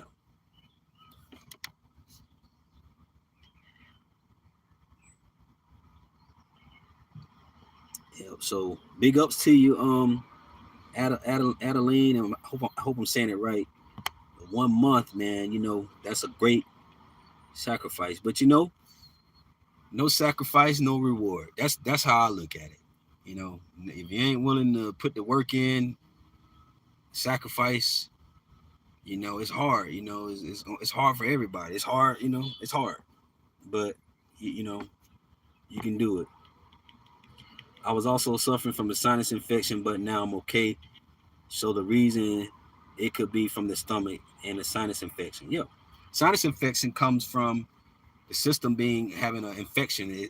So again, always remember, guys, any sickness or disease comes from the stomach. The root of it is from the stomach. Cancer stems from the stomach, the cells, the blood cells, which has a result to do with probably food, right? Um, Now there are some happenstances where some people was born with it or this, that. That's one thing, but for the most part, all sickness and disease normally stems from the root. So you got to focus really 90% of the time on your stomach, all right, your gut, what goes in your system. It doesn't mean you can't never eat food that you like, but in moderation. All right. You got to cut back on that sugar. You got to cut back on it. Cut back on the alcohols. You know, certain cultures they smoke marijuana. Marijuana is a herb in certain cultures. Is healing. You know, you know the Rastafarians. They believe that Jah, provided it. Provide the herbs.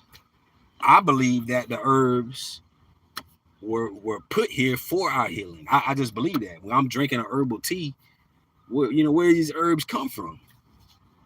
Like, you know what I'm saying? Like, so, I don't want to get in the whole spiritual side of it, but it does have a lot of spirituality to our healing in our bodies, you know what I'm saying?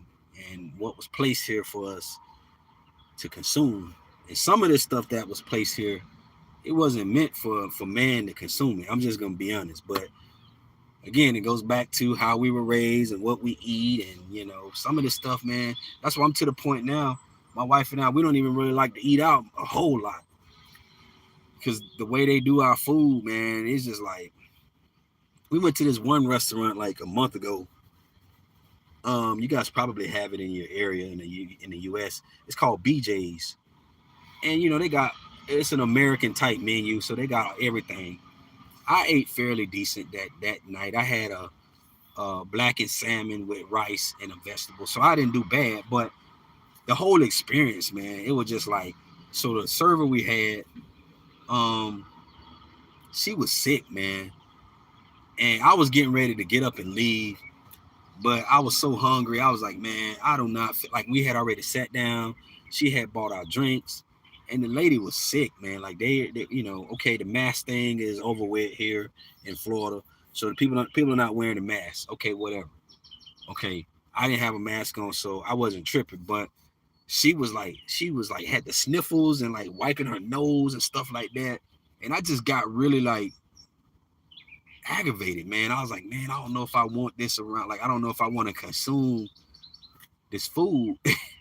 And this lady got the sniffles, you know what I'm saying? And like, I don't know. I just get like that. I'm getting more and more like that. See, my younger boys, they like to go out to eat. They like the experience.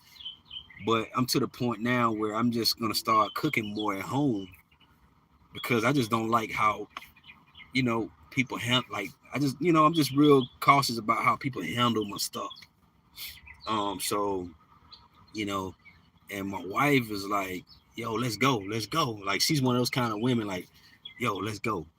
Forget that. We can leave this here. We ain't got to eat it." And me, I'm like, man, I done had this lady bring this stuff out here. Like, man, let's just do it, man. I'll bless it. I'm gonna bless the food, and then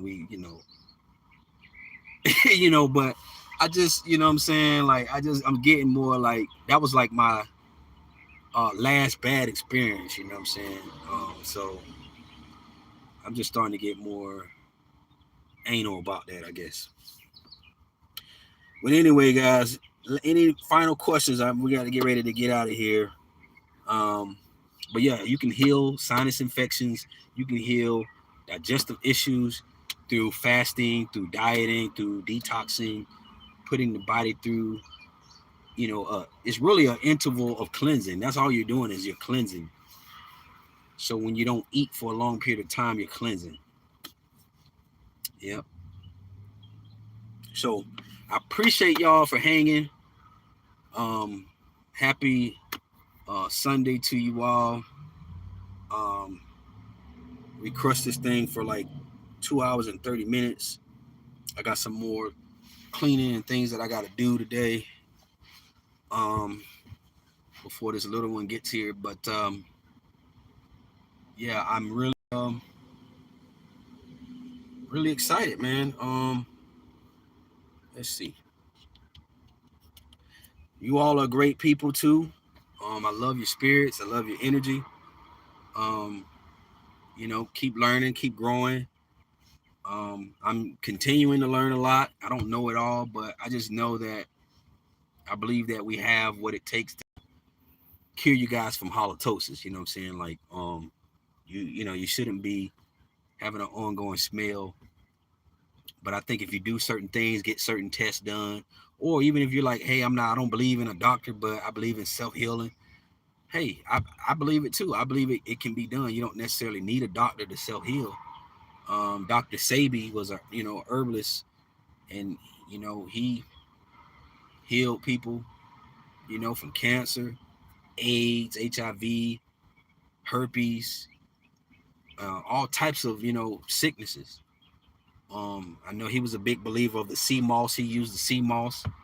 Um, so I do look at a lot of herbalists and just kind of look at what it was that they've done, and I believe in trying to implement that. Some things as much as possible. But yeah, I believe that no, you don't. Once you learn and get the knowledge and the information, now you just got to do it and try to stay consistent. And as you stay consistent, your confidence will build. You'll start to noticing, oh, I don't have that dry mouth. Well, why don't I have dry mouth? Well, I'm not drinking caffeine every day. I'm not drinking tea. I'm not drinking coffee every day. I'm drinking more things that's gonna benefit the body. So you'll notice that more, and then your confidence will start building. Like when you fast in 15 hours, there's just certain things that you're noticing that you don't have. It's just you don't have it. Like you don't have the mucus probably, or the certain smells that just started to go away because your body is trying to recorrect itself. That's really all it's doing. It's just it does it on its own. Really, you really don't have to take a whole lot of medication, man. But the supplements are just there to help people, give people a boost. But if you just can stay the course and eat right and stay the consistent, over time, it'll help you. It'll help you. So I hope you guys got value. If you need me, send me an email. If you need any products or anything, email me. I'm here for you. Some of you are waiting on the Candida diet link. I guess when you purchase the program, I guess it didn't redirect you to the actual information. So I'll just email that to you. I will respond. So don't think I forgot about you. I'm actually headed home now, and I will respond to you guys. And yeah, just have a blessed day. Have a blessed week. Um, like I said, my baby girl will be arriving sometime, hopefully this week. Um, so I'll be a little bit busy, but I definitely will have you guys, ladies, in mind. And with that being said, best is yet to come. All right, stay safe, be blessed, and if you hung around this whole time, man, you guys are superstars. You guys rock. So thank you all for your time, and I love you. Stay up, and take it one day at a time. I promise you, it'll get better. All right. See you guys on the next one.